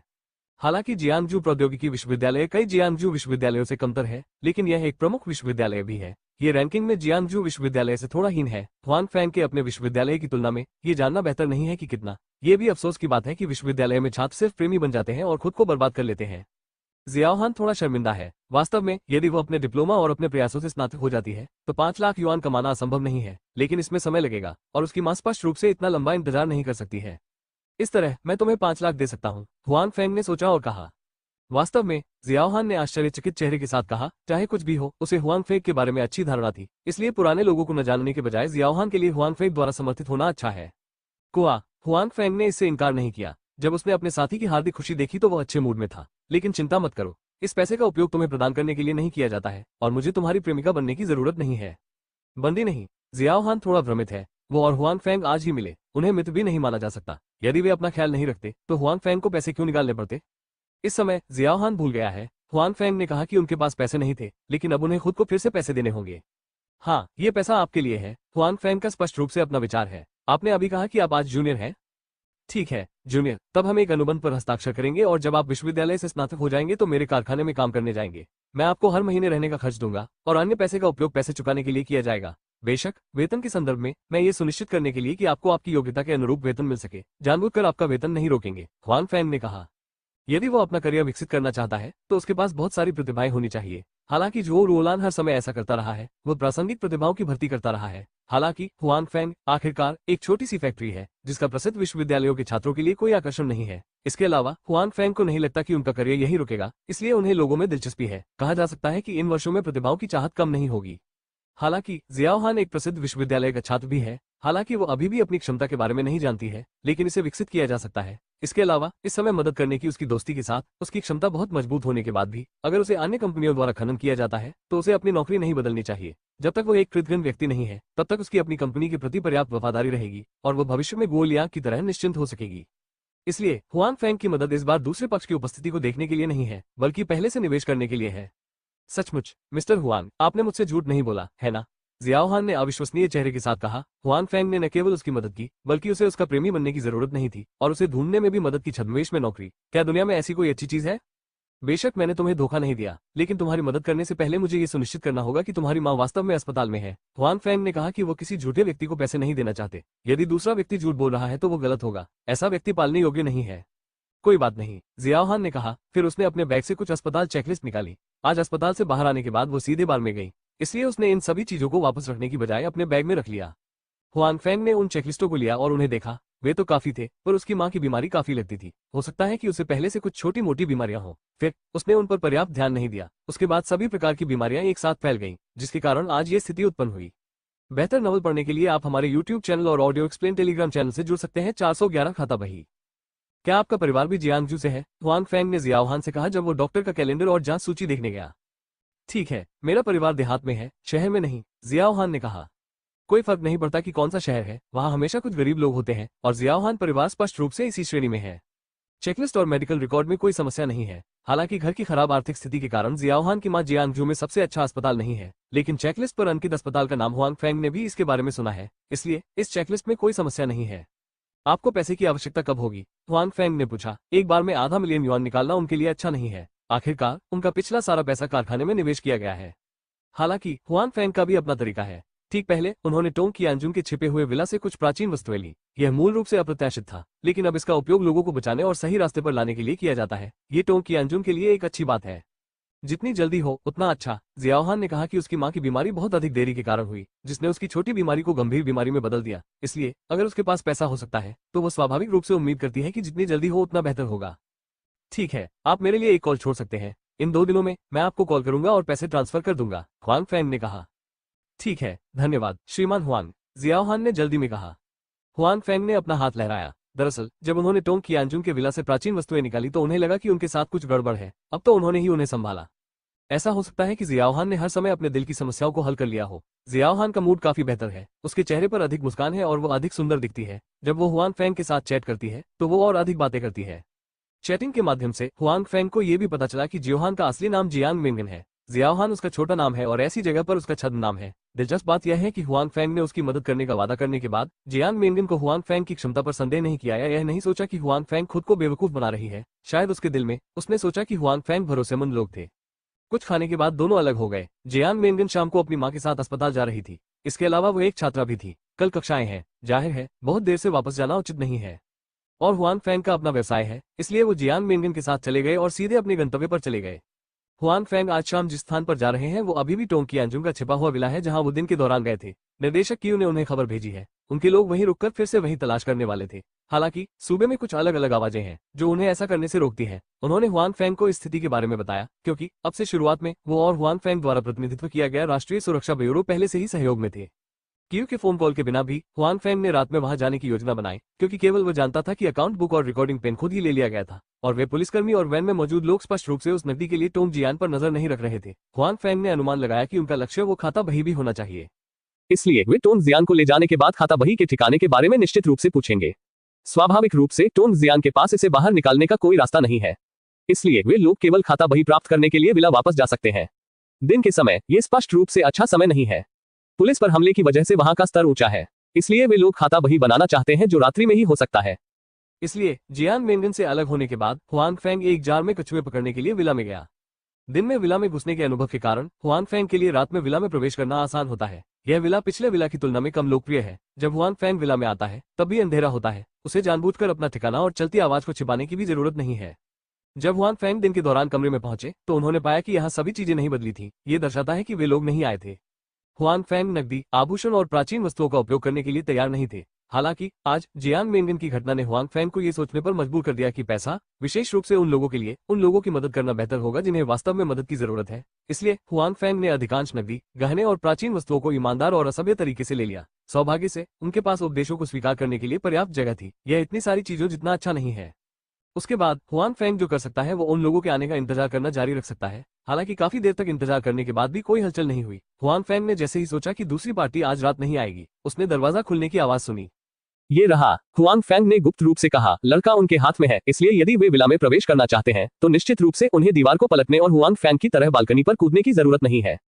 निश्चित ही पहली मंजिल के गेट से बच जा पा रहे थे। इन लोगों का छिपने का इरादा नहीं था। वे चलते चलते बातें कर रहे थे। जाहिर है उन्हें लगा कि यहाँ कोई और लोग नहीं हो सकते। हो सकता है कि निर्देशक की लोगों को वहां नहीं भेज सके और इन लोगों के साथ उनके कुछ संबंध थे।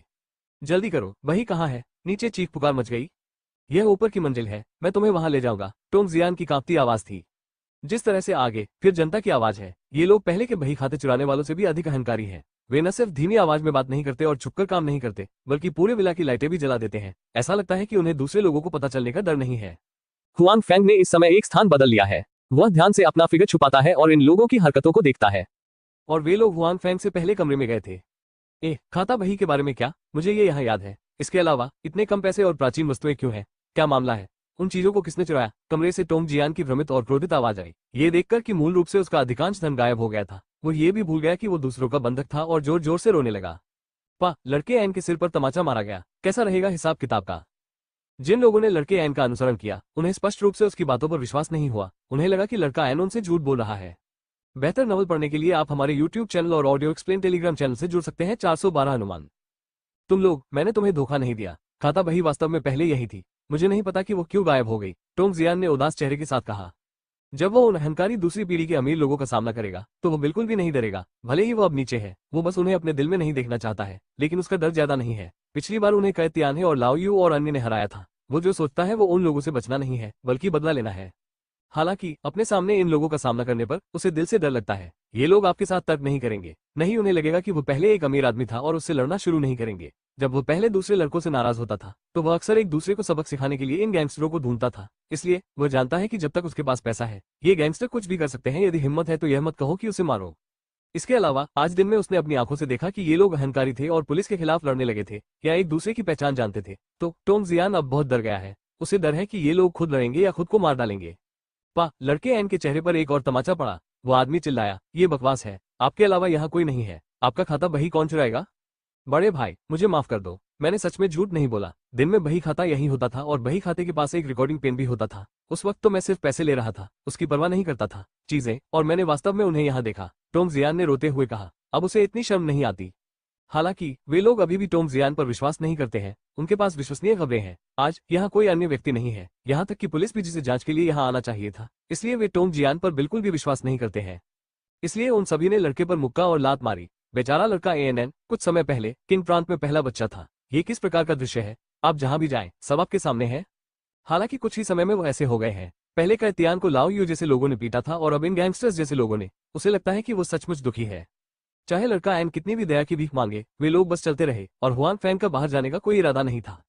जब सभी लोग थक जाते हैं तो रुक जाते हैं। इस समय बालक एएनएन के पास केवल धीमी आवाज में गुनगुनाने की ताकत है। भाई बिन, क्या इस बच्चे ने जो कहा वो सच है? वो कठोर बोलने वाला व्यक्ति नहीं है, वो इस तरह से लड़ रहा है। उसने ये भी कहा कि खाता बही पहले भी यही थी। क्या वास्तव में कोई यहाँ आया था? इस समय उन लोगों में से एक युवा नेता से कहा। नेताजी इस समय भौहें सिकोड़ रहे हैं। इस बार उनका काम हिसाब किताब ढूंढना है। निस्संदेह यदि खाता बही मौजूद नहीं है तो उसे खोजने की कोई आवश्यकता नहीं है। हालांकि तथ्य यह है कि खाता बही मौजूद है। कम से कम लड़के एएनएन ने इसे पहले देखा है, लेकिन वह नहीं जानता कि कैसे। टॉम जियान किस प्रकार का व्यक्ति है? हालांकि वे केवल एक दिन से भी कम समय के लिए उसके संपर्क में रहे हैं, वे पहले ही समझ चुके हैं कि यदि यह लड़का दशकों पहले निश्चित रूप से देशद्रोही था तो वो बिल्कुल भी प्रताड़ित नहीं हो सकता था। इसके अलावा वो बहुत डरपोक था। अब उसकी ऐसी पिटाई हुई है, वो अब भी उस बयान पर कायम है। ऐसा लगता है कि सचमुच उसे पता ही नहीं कि अब हिसाब किताब कहाँ चला गया। ये संभव है, नेता ने कहा। मैं पहले फोन करूंगा और मामले की रिपोर्ट यहाँ करूंगा। अन्य लोगों ने सिर हिलाया और युवा नेता फोन करने के लिए एक तरफ चले गए। क्योंकि दूरी बहुत दूर थी, हुआन फैंग ने यह नहीं सुना कि दूसरा पक्ष क्या कह रहा था। पहले इस बच्चे को ले जाओ, बॉस ने कहा कि कुछ पुलिसकर्मी गुप्त रूप से आए होंगे। क्यू और बॉस एक ही रास्ते पर नहीं है, युवा नेता ने कहा। बेशक, उनकी बातों पर कोई आपत्ति नहीं है। तुरंत कोई लड़के को मरे हुए कुत्ते की भांति आगे खींच लेगा। हालांकि इससे पहले कि वो आदमी कुछ कदम आगे बढ़ता, उसने अपने सामने एक आकृति को चमकते देखा। इससे पहले कि वो देख पाता कि यह क्या है, उसे लगा कि उसके सिर पर जोर से प्रहार किया गया है और फिर वो बेहोश हो गया। सावधान रहें, कोई घात है, उस आदमी के पीछे चल रहे नेता ने जोर से कहा और फिर सतर्क चेहरे से इधर उधर देखा। हालांकि उन्हें एक अनुस्मारक था, ताकत में अंतर छोटा नहीं था। भीड़ में केवल वही आकृति आगे पीछे चमकती रही, लेकिन उन्होंने अभी तक कोई प्रतिक्रिया नहीं दी थी और एक एक करके वे नीचे गिर गए। तुम कौन हो? क्या यह मुझे बचाने के लिए है? एन, जमीन पर पड़ा हुआ लड़का, ये देखकर बहुत उत्साहित था कि जो लोग उसे पकड़ रहे थे उन्हें दूसरों ने बेहोश कर दिया था। अनुमान लगाना, आकृति ने कहा कि उसके बाद टॉम जियान को भी अपनी आंखों के सामने अंधेरा महसूस हुआ और वो स्तब्ध रह गया। हालांकि बेहोश होने के बाद उसका मन यही सोच रहा था कि आवाज कितनी जानी पहचानी थी। चेहरे पर मुस्कान लिए हुए लड़के एन को देखकर हुआन फैंग ने राहत की हल्की सांस ली। इन सामान्य लोगों से निपटने के लिए उसके पास पर्याप्त से अधिक कौशल है। उसने पहले ऐसा नहीं किया था, बस स्थिति को देखते हुए। लेकिन दूसरे पक्ष को अपने पीछे वाले व्यक्ति को बुलाते हुए देखने के बाद हुआन फैंग ने ऐसा करने का फैसला किया। हुआन फैंग ने युवा नेता से मोबाइल फोन लिया, उपरोक्त कॉल रिकॉर्ड को देखा और फिर अपने मोबाइल फोन से बाई जियाओ को कॉल किया। नमस्कार प्रमुख, मेरे पास यहाँ कुछ नया है, क्या आप मेरे लिए एक फोन नंबर देख सकते हैं? हुआन फैंग ने बाई जियाओ से कहा कि वो जानते हैं कि राष्ट्रीय सुरक्षा ब्यूरो की ऊर्जा अभी भी बहुत बड़ी है और कई चीजें मिल सकती है, उनके सामने तो बहुत कम थे। बाई जियाओ ने हुआन फैंग को भी निराश नहीं किया। उन्होंने जल्द ही फोन के मालिक का पता लगा लिया और दूसरे पक्ष का नाम दोपहर में प्राप्त खाता बही हुआन फैंग में दर्ज लोगों में से एक था। इसका पता चलने के बाद हुआन फैंग ने तुरंत निर्देशक क्यू को बुलाया और उनसे पहले दूसरे पक्ष को नियंत्रित करने के लिए कहा।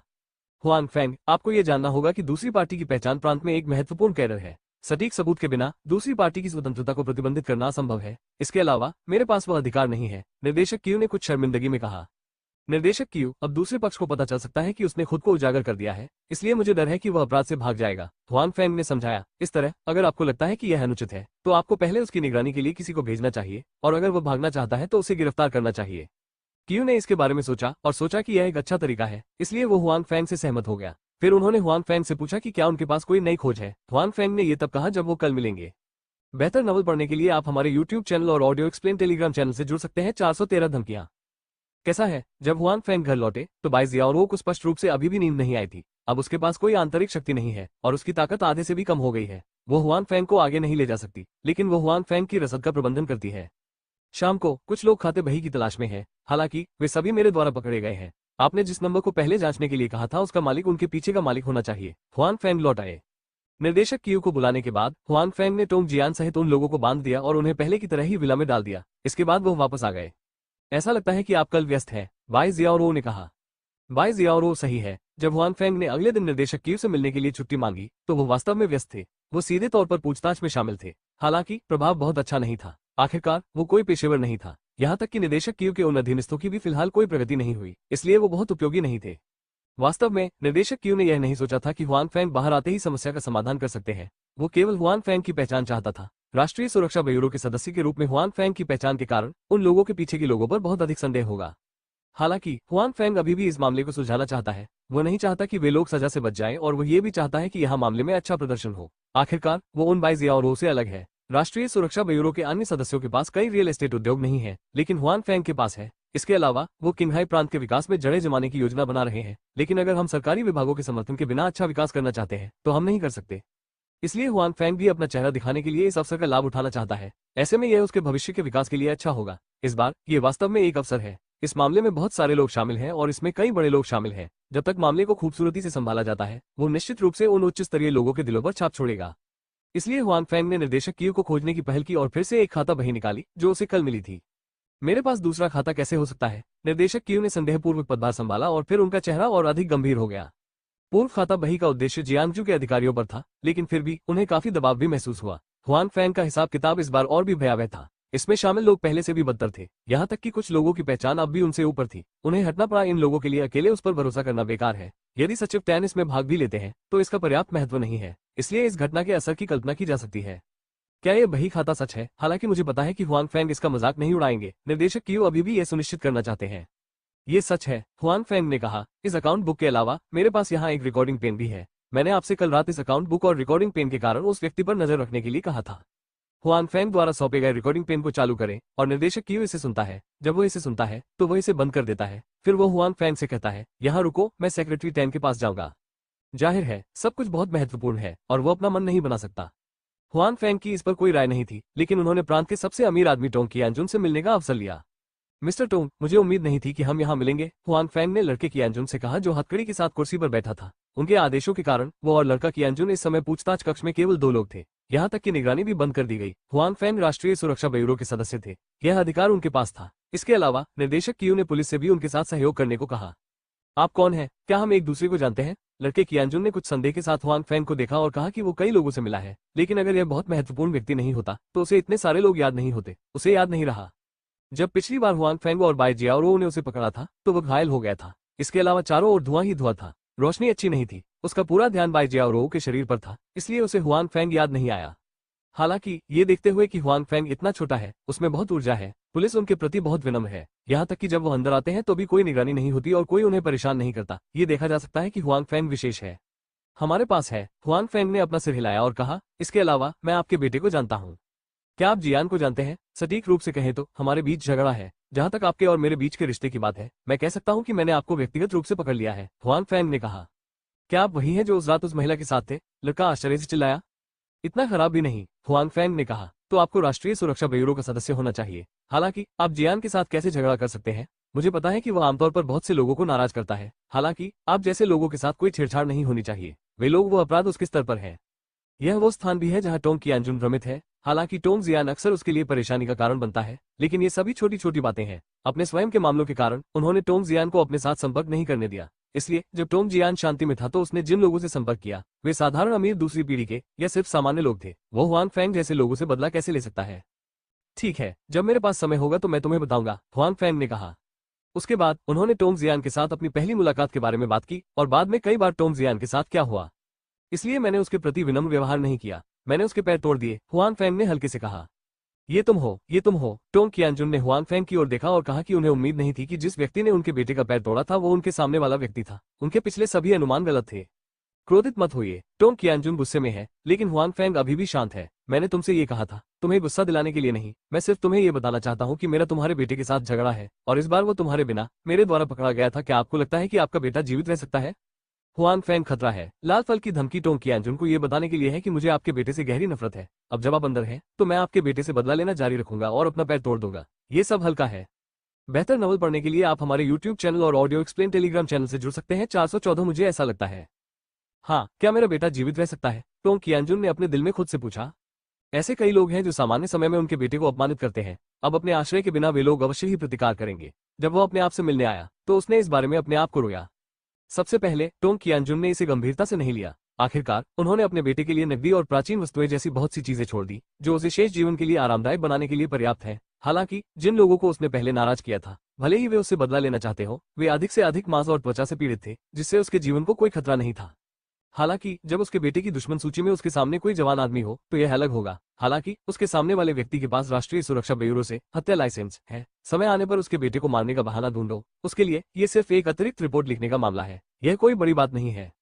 नहीं, आप नहीं कर सकते, टोंग कियानजुन ने चेहरे पर चिंता और गुस्से के साथ हुआंग फैंग पर चिल्लाया। यदि अब यहाँ अन्य पुलिसकर्मी हैं, तो वो पहली बार सत्ता और व्यक्तिगत लाभ के लिए हुआंग फैंग पर मुकदमा करेंगे। दुर्भाग्य से उन पुलिसकर्मियों को हुआंग फैंग द्वारा स्थानांतरित कर दिया गया था और कोई निगरानी नहीं थी।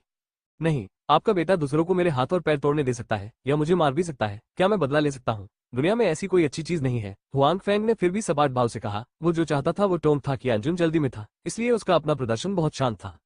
अगर मेरे बेटे में 3 फायदे और 2 नुकसान हैं, तो मैं बाहर जाने के बाद तुम्हें जाने नहीं दूंगा। टोंग कियानजुन ने धमकी दी कि टोंग जियान उसका कमजोर बिंदु था। वो एक ऐसा बेटा था और सामान्य समय में उसे बहुत दर्द होता था। वो अपने बेटे को मुसीबत में कैसे देखना चाह सकता है, तब वो सचमुच मर जाएगा। वो ऐसा कभी नहीं होने देगा। बाहर? क्या तुम अभी भी बाहर हो? हुआंग फैंग ने मुस्कुराते हुए कहा। स्काउट्स कुछ नहीं बोले, लेकिन उनकी नजर हुआंग फैंग पर टिकी थी। मुझे इस तरह मत देखो, तुम्हारे पीछे कोई है, ये बात हर कोई जानता है। अन्यथा एक व्यवसायी के बेटे को किंग प्रांत का पहला बच्चा कहा जा सकता है। जाहिर तौर पर यह असंभव है, लेकिन अगर कोई तुम्हारे पीछे है तो भी वे अब तुम्हें नहीं बचा सकता, हुआंग फैंग ने कहा। उलझन में फिर मैं तुम्हें बताऊंगा। जिस हिसाब किताब के बारे में आपने पहली बार कहा था, वो मेरे द्वारा ले लिया गया है, इसलिए अब हिसाब किताब पर मौजूद लोगों के लिए तुम्हें बचाना असंभव है। वे सभी आपकी तरह पकड़े गए हैं, हुआंग फैंग लड़के से कहना जारी रखा। टोंग कियानजुन के चेहरे को थोड़ा बदला हुआ देखकर हुआंग फैंग मुस्कुराए और कहा, बेशक आप सोच रहे होंगे कि यह सिर्फ लोगों का एक समूह है। आपके पीछे लोग हैं। दुर्भाग्य से आपने अपने बेटे से जो खाता बही लाने के लिए कहा था, वह मेरे द्वारा दिया गया था। मैं भी आपके छिपे हुए विला में था। वैसे मैं उस समय आपके बेटे के साथ था और उन लोगों को भी खाता बही देखने का आदेश दिया गया है। आपका बेटा अब मर चुका होगा। टोंग कियानजुन का चेहरा आखिरकार बदल गया।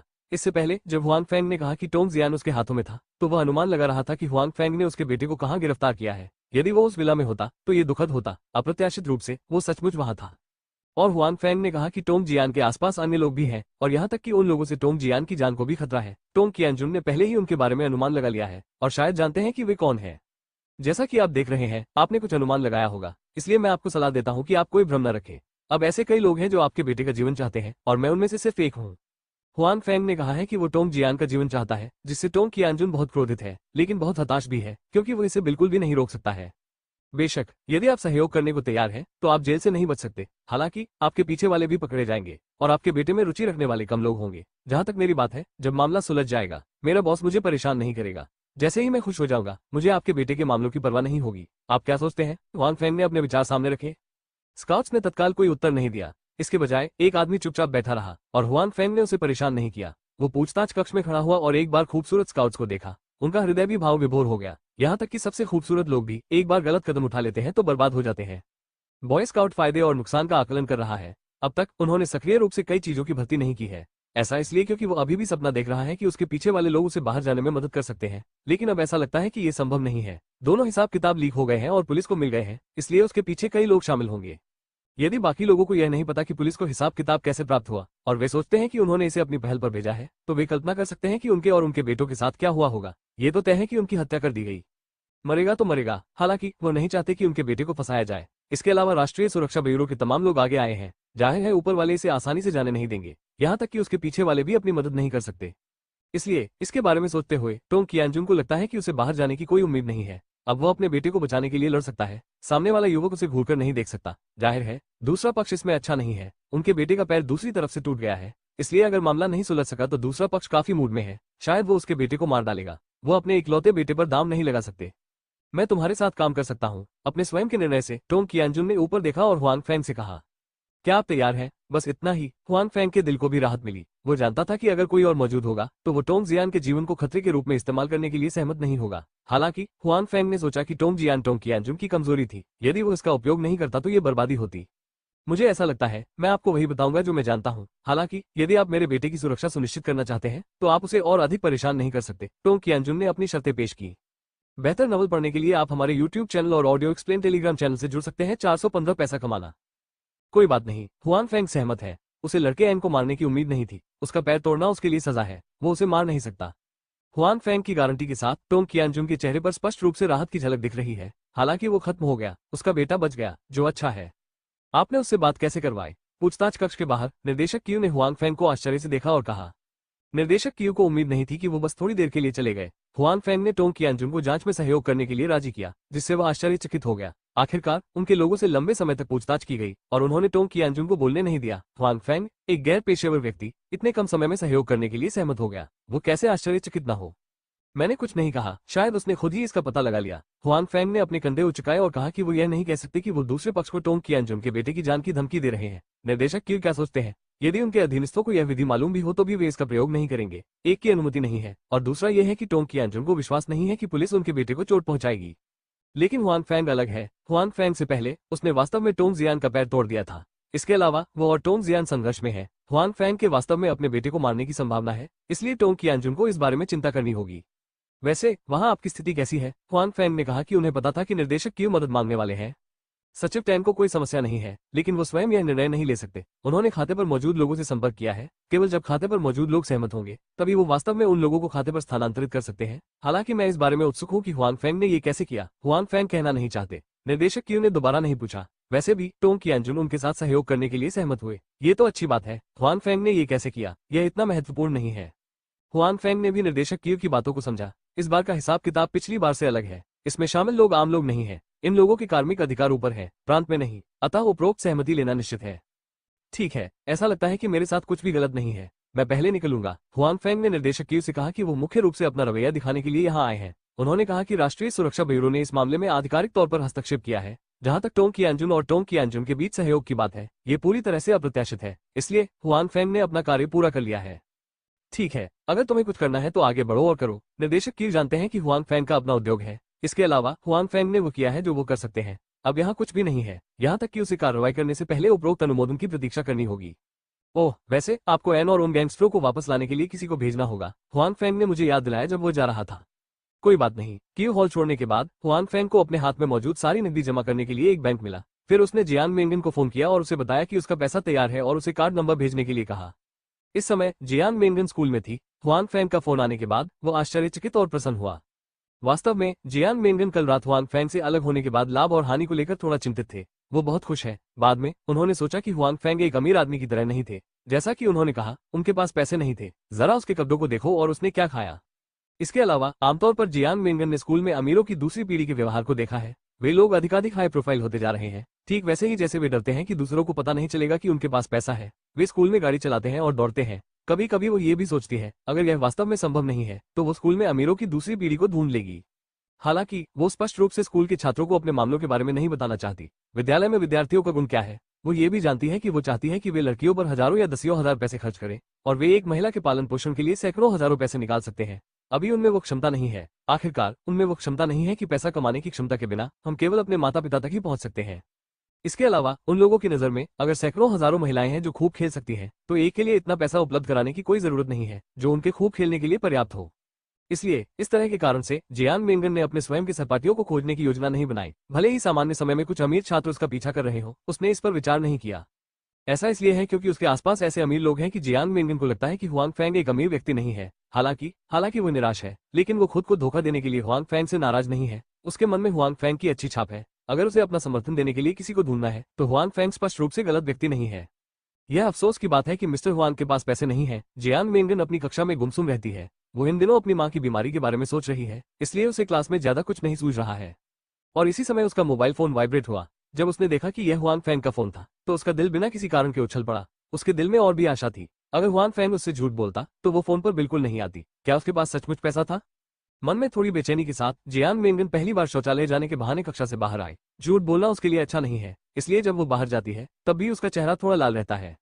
लेकिन फिर भी उसके चेहरे पर लाल रंग ज्यादा है। ये झूठ बोलने के कारण नहीं, बल्कि हुआन फैंग के फोन कॉल के कारण है। उसे उम्मीद नहीं थी कि हुआन फैंग वास्तव में उसे पैसे देगा। इससे उसे बेहद आश्चर्य हुआ। हालांकि हुआन फैंग ने उससे पहले वादा किया था, उसे इसके बारे में पता होना चाहिए था, लेकिन अपने अनुमान के कारण वो इस समय भी बहुत आश्चर्यचकित महसूस कर रही थी। धन्यवाद श्री हुआन, वास्तव में धन्यवाद। जियान मेंगन फोन पर हुआन फैंग को धन्यवाद देती रही। ठीक है, बस हमारा समझौता याद रखें, हुआन फैंग ने कहा। ठीक है, मुझे याद है। मैं क्लास के बाद तुमसे मिलूंगा और तुम्हारे साथ समझौते पर हस्ताक्षर करूंगा, जियान मेंगन ने बार बार कहा। बेहतर नॉवल पढ़ने के लिए आप हमारे YouTube चैनल और ऑडियो एक्सप्लेन टेलीग्राम चैनल से जुड़ सकते हैं। 416 शांत नहीं हो सकता। हुआंग फेंग अनुबंध पर हस्ताक्षर किए बिना या ऋण नोट लिखे बिना जियान मेंगन को पैसे हस्तांतरित करने के लिए सहमत हो गए। इसका कारण यह है कि उन्हें डर नहीं है कि जियान मेंगन पैसे लेने के बाद वापस नहीं करेंगे और वह अपने काम पर नहीं जाएंगे। कारखाना अगर वो पैसे वापस पाना चाहता है तो उसे इससे भी भारी कीमत चुकानी पड़ेगी। उसे विश्वास है कि वो ये कर सकता है। जियान मेंगन ने उत्साह के साथ फोन रख दिया और इसके तुरंत बाद उसके मोबाइल फोन पर टेक्स्ट संदेश आया और उसे याद दिलाया कि 5 लाख और कार थे। 5 लाख है। इस समय तक जियान मेंगन को वास्तव में विश्वास था कि हुआंग फेंग ने वास्तव में खुद को 5 लाख युआन दिए थे। उसे एक प्रकार का स्वप्न जैसा आभास हुआ। उसने सोचा कि उसका जीवन अंधकार में होगा, लेकिन इस समय वो हुआंग फेंग से मिलने के लिए भाग्यशाली थी। अपनी स्थिति जानने के बाद उसने बिना किसी हिचकिचाहट के खुद की मदद करने का फैसला किया। इसके अलावा उसे उसकी प्रेमिका बनने की भी जरूरत नहीं है। जियान मेंगन का दिल हुआंग फेंग के लिए बहुत आभारी है। बहन वांग के साथ अपने स्वयं के मामलों के बारे में बात करने के बाद बहन वांग ने नहीं सोचा कि उसके मामलों के बारे में बहुत अधिक आशा है। आखिरकार 5 लाख युआन कोई छोटी रकम नहीं है। वे अमीर लोग इस पैसे से 18वीं पंक्ति के एक छोटे सितारे का भी समर्थन कर सकते हैं। यहाँ तक कि जियान मेंगन के छात्रावास में महिला छात्र की संख्या एक महीने में 20,000 से कम है। इसलिए जियान मेंगन, जो बाजार को जानती है, निश्चित नहीं है। वो ये भी सोचता है कि अगर वो असफल हो गया तो क्या करेगा। हालांकि हुआंग फेंग की उपस्थिति ने उसके जीवन को अचानक बदल दिया है और वो एक कृतघ्न व्यक्ति नहीं है। उसने ये पता लगा लिया है कि उसकी मदद के लिए हुआंग फेंग को कैसे चुकाना है। मिस्टर हुआंग, इससे कोई फर्क नहीं पड़ता कि आप क्या सोचते हैं, मैं जीवन भर आपका आदमी रहा हूँ। जियान मेंगन का दिल दृढ़ था। विषम परिस्थिति में मदद मिलने का एहसास बाहरी लोगों को नहीं हो पाता। इसलिए हालांकि हुआंग फेंग ने उससे कुछ और करने के लिए नहीं कहा, लेकिन उसने अपना जीवन चुकाने का फैसला कर लिया था। अगर हुआंग फेंग चाहता है कि वो उसकी फैक्ट्री में काम पर जाए तो उसे अफसोस नहीं होगा। साथ ही वो अपनी बॉडी को भी तैयार करेगी। अगर जब हुआंग फेंग उसके शरीर का फैसला करती है तो वो मना नहीं करेगी। जियान मेंगन, अब आप अपने लिए पढ़ाई नहीं कर रही है। आपको गंभीर होना चाहिए और प्रगति करनी चाहिए। जियान मेंगन ने उसका इस्तेमाल करने की कोशिश की। हुआंग फेंग स्पष्ट रूप से उसका उपयोग करना चाहता था। इसलिए उसने महसूस किया कि उसे कड़ी मेहनत से अध्ययन करना होगा और अपनी क्षमता में सुधार करना होगा, ताकि हुआंग फेंग को महसूस हो सके कि उसका पैसा व्यर्थ में खर्च नहीं हुआ। निर्णय लेने के बाद जियान मेंगन फिर से कक्षा में लौट आई है। इस समय वो गंभीर अध्ययन की पिछली स्थिति में लौट आई है। इस वक्त भी वो पहले से ज्यादा गंभीर है। उसकी चिंता करने के लिए कोई मां नहीं है। उसी समय हुआंग फेंग को चुकाने के लिए उसने खुद को अध्ययन के लिए समर्पित कर दिया। बेशक हुआंग फेंग को नहीं पता था कि उसके एक कार्य ने, जिसे वो बहुत महत्व नहीं देता था, एक युवा और खूबसूरत लड़की को अपने पूरे जीवन का बदला चुकाने और कभी हार न मानने का फैसला करने पर मजबूर कर दिया। क्योंकि उसने छुट्टी मांगी है, हुआंग फेंग तियानजियाओ समूह में वापस नहीं लौटा है। वो सीधे अपनी फैक्ट्री में गया। जब वो कारखाने में पहुंचे तो हुआंग फेंग ने पाया कि यहाँ अधिक चेहरे थे और कार्यशाला भी उत्साह से भरा दृश्य था। हर कोई लगातार व्यस्त था। गुरु वो भी निष्क्रिय नहीं है। हालांकि उनके पास हुआंग फेंग द्वारा उपलब्ध कराए गए डेटा और चित्र हैं, लेकिन कारखाने में इन सीवेज उपचार उपकरणों का उत्पादन करना मुश्किल नहीं है और यहाँ तक कि उनके पास दिखाने के लिए बहुत कुछ नहीं है। लेकिन हाल ही में वो काफी व्यस्त भी है। वो इस उपकरण के मूल आधार पर सुधार करने में लगे हुए हैं। यदि वो इस उपकरण का आविष्कार करना चाहे तो निश्चित रूप से ऐसा नहीं कर सकता। हालांकि वो अभी भी कुछ छोटे पहलुओं में कुछ सुधार कर सकता है। विशेष रूप से हुआंग फेंग द्वारा दिए गए सभी प्रकार के मूल डेटा के मामले में उसका काम अधिक उन्नत होगा। बेशक गुओ लियांग भी है। चूंकि उनके उपकरण एक निश्चित दायरे में फैले हुए हैं, हाल ही में लोग इन उपकरणों को देखने और उनके बारे में विस्तार से जानने आए हैं। इसलिए उसे हर दिन बहुत सारे लोगों के साथ जाना पड़ता है, समझाना पड़ता है और बहुत व्यस्त और थका हुआ रहना पड़ता है। यह निश्चित है। आपकी मदद के लिए कोई नहीं मिला। कार्यालय में हुआंग फेंग सोफे पर बैठे और गुओ लियांग को देखा, जो स्पष्ट रूप से पतले थे। यह इतना आसान नहीं है, गुओ लियांग ने आह भरते हुए कहा। हालांकि हमारी फैक्ट्री अब अच्छी तरह से विकसित हो रही है, उन बड़ी फैक्ट्रियों की तुलना में अभी भी एक बड़ा अंतर है। पैमाना बहुत छोटा है। जो वास्तव में सक्षम है उनमें से कितने आने को तैयार हैं?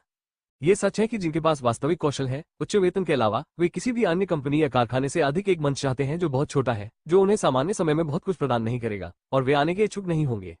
इसलिए उनके कारखाने को अभी लंबा सफर तय करना है। यह आपके लिए कड़ी मेहनत जारी रखने में केवल परेशानी हो सकती है, हुआंग फेंग ने मुस्कुराते हुए कहा।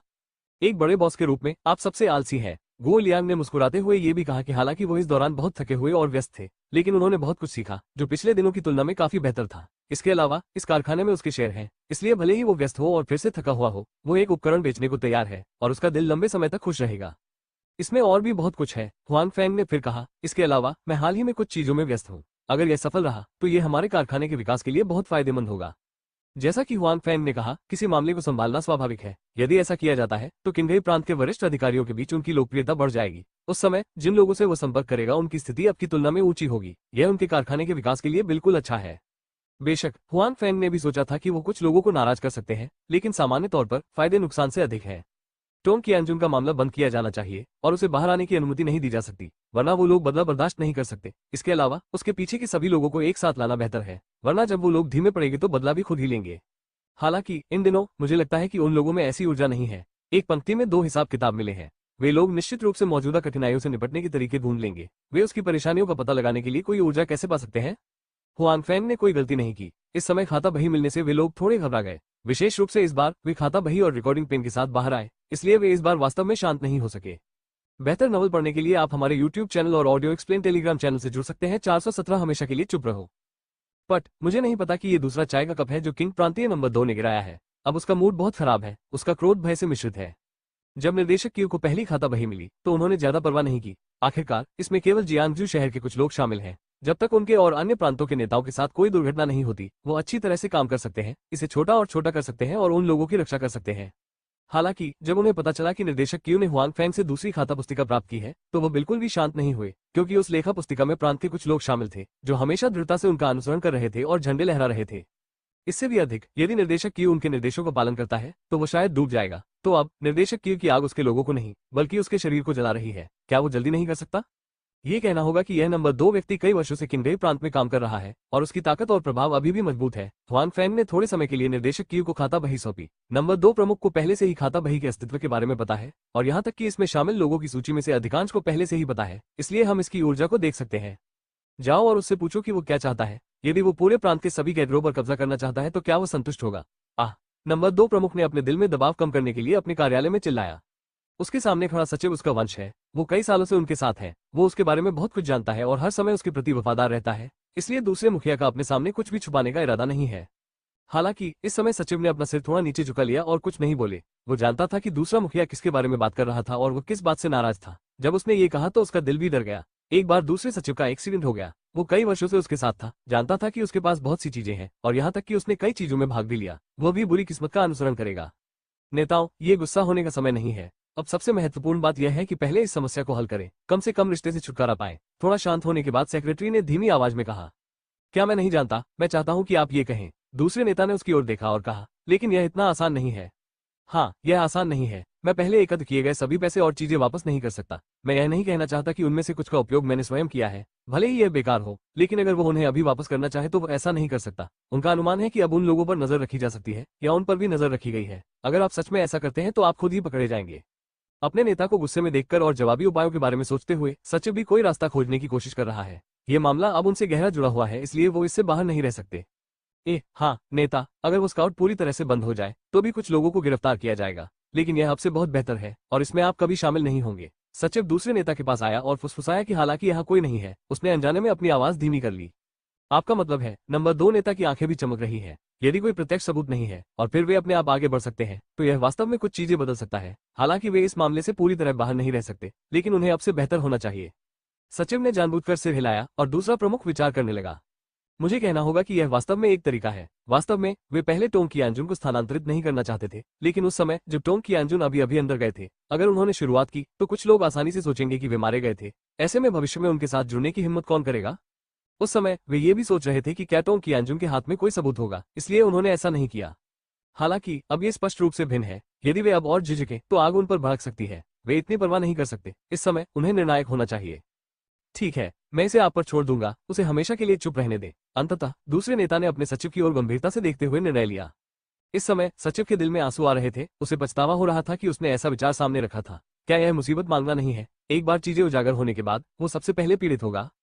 हालांकि अब कुछ भी कहने में बहुत देर हो चुकी है। इसके अलावा यदि आप लड़के कियांजुन को चुप नहीं रहने देंगे तो उसका भी दुर्भाग्य होगा। लड़ना बेहतर है।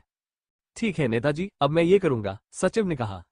लीडर नंबर 2 कई वर्षों से किंगई प्रांत में काम कर रहा है और कई नेटवर्क में रहा है। इसके अलावा एक बार जब उसे कुछ हो जाता है तो कई लोग दुर्भाग्य से पीड़ित होंगे, इसलिए इस समय कई लोग आत्मसुरक्षा के लिए इसका इस्तेमाल कर सकते हैं। सार्वजनिक सुरक्षा विभाग में भी ऐसे लोग हैं। हालांकि निर्देशक क्यू नेता नंबर 2 के करीब नहीं है, लेकिन उनके अधीनस्थ पहले से ही नेता 2 के प्रति प्रतिबद्ध है। इसलिए ये काम लेने के बाद सचिव को पहले से ही पता है कि इसे कैसे करना है। शाम को हुआंग फैंग, जो गो लियांग और अन्य लोगों के साथ रात्रिभोज के लिए बाहर जा रहे थे, को निर्देशक क्यू का फोन आया। उसके बाद उन्होंने गो लियांग को मना कर दिया और निर्देशक क्यू को देखने के लिए जल्दबाजी की। ये कब हुआ? क्या आप कड़ी निगरानी में नहीं हैं? ये कैसे हो सकता है? जब हुआंग फैंग ने निर्देशक क्यू को देखा तो उनके सामने कई समस्याएं थी और उनका चेहरा चिंता से भरा था। मैं चिंतित होने के लिए उसे दोष नहीं दे सकता। ये वास्तव में खबर है कि निर्देशक क्यू ने उन्हें बताया कि वो चिंतित होने से खुद को नहीं रोक सकते। टोंग कियांजुन की उनकी आंखों के सामने मृत्यु हो गई, इसलिए उसे चुपचाप मार डाला गया। यह अभी अभी हुआ और हमने अभी अभी इसकी खोज की है। क्यू ने कहा कि उसका चेहरा भी हुआंग फैंग के लहजे के कारण नहीं, बल्कि टोंग कियांजुन के कारण बहुत बदसूरत था। कहा जा सकता है कि इस मामले के लिए उन्होंने अपना भविष्य लगभग दांव पर लगा दिया है। अब जब उसके पास ऐसी कोई चीज है तो यह अजीब है कि वो अच्छे मूड में है। हालांकि एकमात्र अच्छी खबर यह हो सकती है कि हुआंग फैंग पहले खाता बही और रिकॉर्डिंग पेन वापस लाए थे।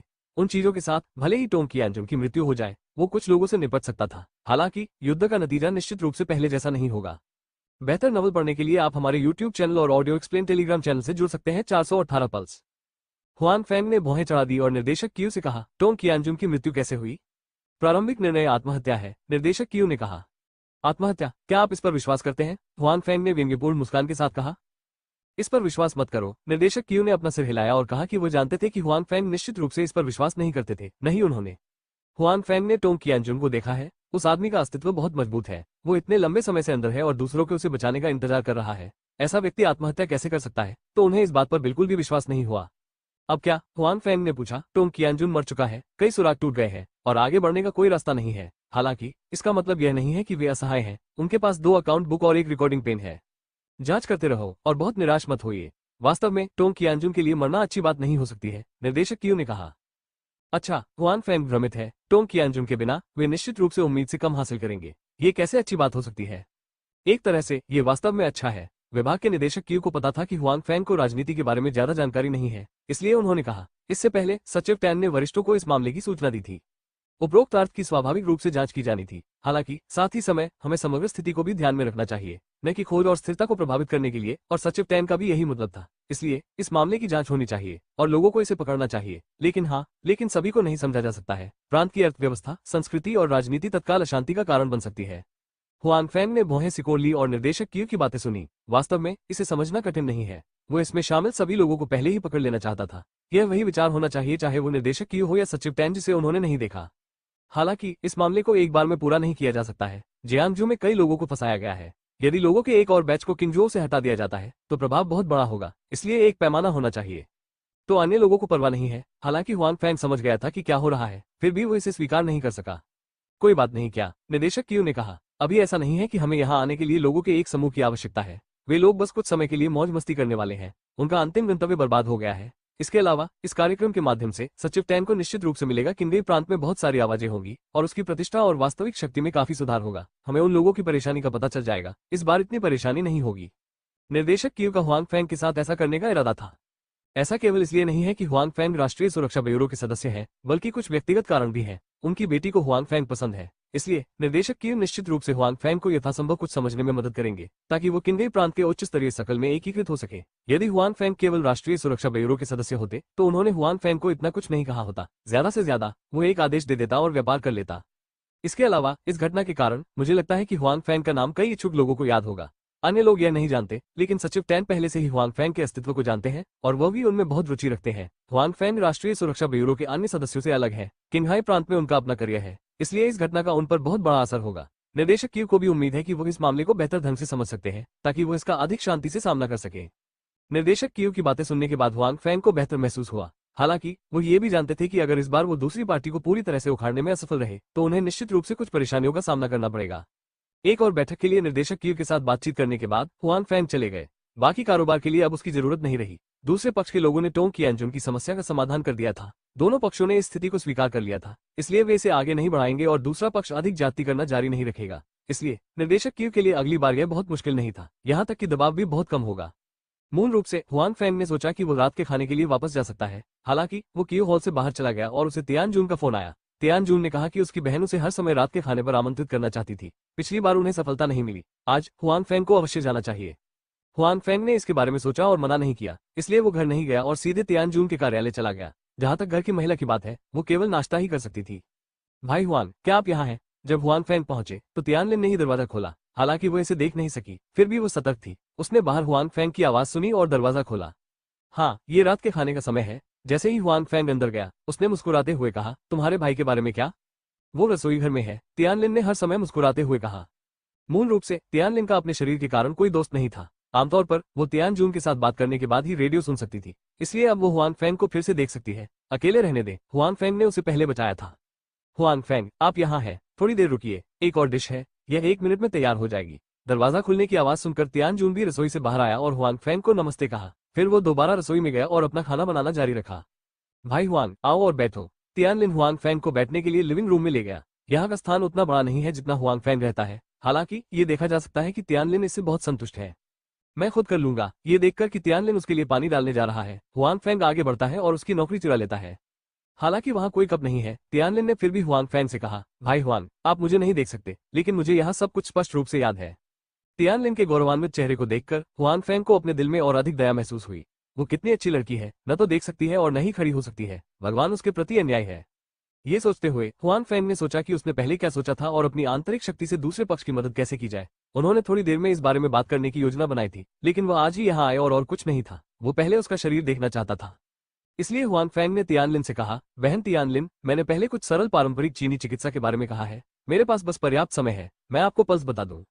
बेहतर नॉवल पढ़ने के लिए आप हमारे YouTube चैनल और ऑडियो एक्सप्लेन टेलीग्राम चैनल से जुड़ सकते हैं। 419 इसे महसूस करें।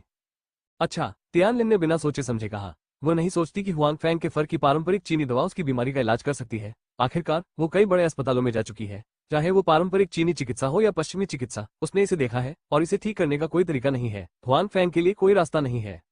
उसने हुआंग फैंग को दिखाने का वादा किया, लेकिन केवल ये सोचा कि हुआंग फैंग उसकी बीमारी के बारे में उत्सुक था और उसने उसकी जिज्ञासा को संतुष्ट किया। हालांकि हुआंग फैंग उतना उबाऊ नहीं है जितना तियानलिन ने सोचा था। अपने सामने बांह को देखते हुए हुआंग फैंग उस पर अपनी उंगली रखती है। क्योंकि ज्यादातर समय घर के अंदर रहता है, तियानलिन की त्वचा औसत व्यक्ति की तुलना में बहुत अधिक सफेद है, लेकिन उसके शरीर के कारण भी ये सफेद स्वस्थ सफेद नहीं है, बल्कि एक प्रकार का सफेद है। हुआंग फैंग नारी को महसूस नहीं कर सकता, यह निश्चित है। तियानलिन की बांह पर 2 उंगलियां रखने के बाद उसने उसके शरीर में आंतरिक बल को धीरे धीरे उसके शरीर में प्रवेश करने के लिए नियंत्रित किया। जल्द ही तियानलिन को लगा कि उसका शरीर गर्म है, बहुत आरामदायक है, इतना आरामदायक है कि वो चिल्लाना चाहती थी। हालांकि क्योंकि हुआंग फैंग उसके सामने थी, वो शर्मिंदा थी, इसलिए उसने इसे सहन करने की बहुत कोशिश की और उसका चेहरा थोड़ा लाल हो गया था। हुआंग फैंग के पास इस समय तियानलिन के प्रदर्शन को देखने की ऊर्जा नहीं है। इस समय वो डूब गया, क्योंकि तियानलिन के शरीर में आंतरिक बल सुचारू नहीं है, इसलिए वो केवल एक छोटे से ब्रेक पर चल सकता है और फिर वो नहीं चल सकता। यह जरूरी है, हुआंग फैंग जादू का परिवहन भी करता है। इस तरह तियानलिन के शरीर में जो प्रवेश करता है वो आंतरिक शक्ति और जादू द्वारा मिश्रित अद्वितीय ऊर्जा है। इस समय तियानलिन अधिक सहज महसूस करता है, आरामदायक, वो उनींदापन महसूस करती है, बिल्कुल एक खूबसूरत नींद की तरह। लेकिन हुआंग फैंग इस समय नई ऊर्जा को नियंत्रित कर रहे हैं। इस बार ऑपरेशन पहले से बेहतर है। हालांकि तियानलिन ने पहले आंतरिक शक्ति विकसित नहीं की है, इसलिए उसकी मेरिडियन बहुत छोटी है। हुआंग फैंग केवल धीरे धीरे आगे की ऊर्जा को नियंत्रित कर सकते हैं। क्योंकि ध्यान उस ऊर्जा को नियंत्रित करने पर केंद्रित है, हुआंग फैंग को यह भी नहीं पता है कि तियानजून उसके पास आ रहा है, और तियानलिन इस समय आराम से अपनी आंखें बंद कर लेती है और यह नहीं देखती है कि उसका भाई आया है। तियानजून हुआंग फैंग की हरकतों से घबरा गया। वो अपनी बहन को लेकर बहुत चिंतित था। अगर कोई उसकी बहन को इस तरह छूता तो वो मुक्का मारकर उसका स्वागत करता। हालांकि वो जानता था कि हुआंग फैंग के मन में कोई बुरे विचार नहीं होने चाहिए, और ऐसा लग रहा था कि वो कुछ महत्वपूर्ण काम कर रहा है, इसलिए उसने भौहें चढ़ा ली और देखता रहा। यदि हुआंग फैंग की कोई अत्यधिक हरकतें होती तो वो विनम्र नहीं होता। सौभाग्य से हुआंग फैंग के पास कोई अन्य हरकत नहीं थी, बस उसने अपनी उंगली तियानलिन की कलाई पर रख दी।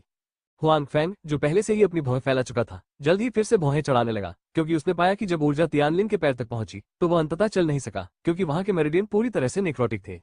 ये कैसे हो सकता है? हुआंग फैंग बहुत भ्रमित था। हालांकि उन्होंने पूरी तरह से हार नहीं मानी, बल्कि अपनी आंतरिक शक्ति को नियंत्रित करने की कोशिश की और आगे बढ़ना चाहा। अत्यधिक बल के कारण तियानलिन को गहरा दर्द महसूस हुआ और वो चिल्लाने से खुद को नहीं रोक सकी।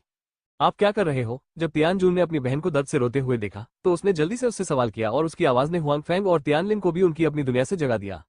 हुआंग फैंग ने अपने पास खड़ी अपनी फील्ड सेना को गुस्से से देखा। पहले तो वह हैरान हुआ और फिर समझ आया कि दूसरा पक्ष ऐसा प्रदर्शन क्यों कर रहा है। भाई, मैं ठीक हूँ। भाई हुआंग मुझे नब्ज बताते हैं। इससे पहले कि हुआंग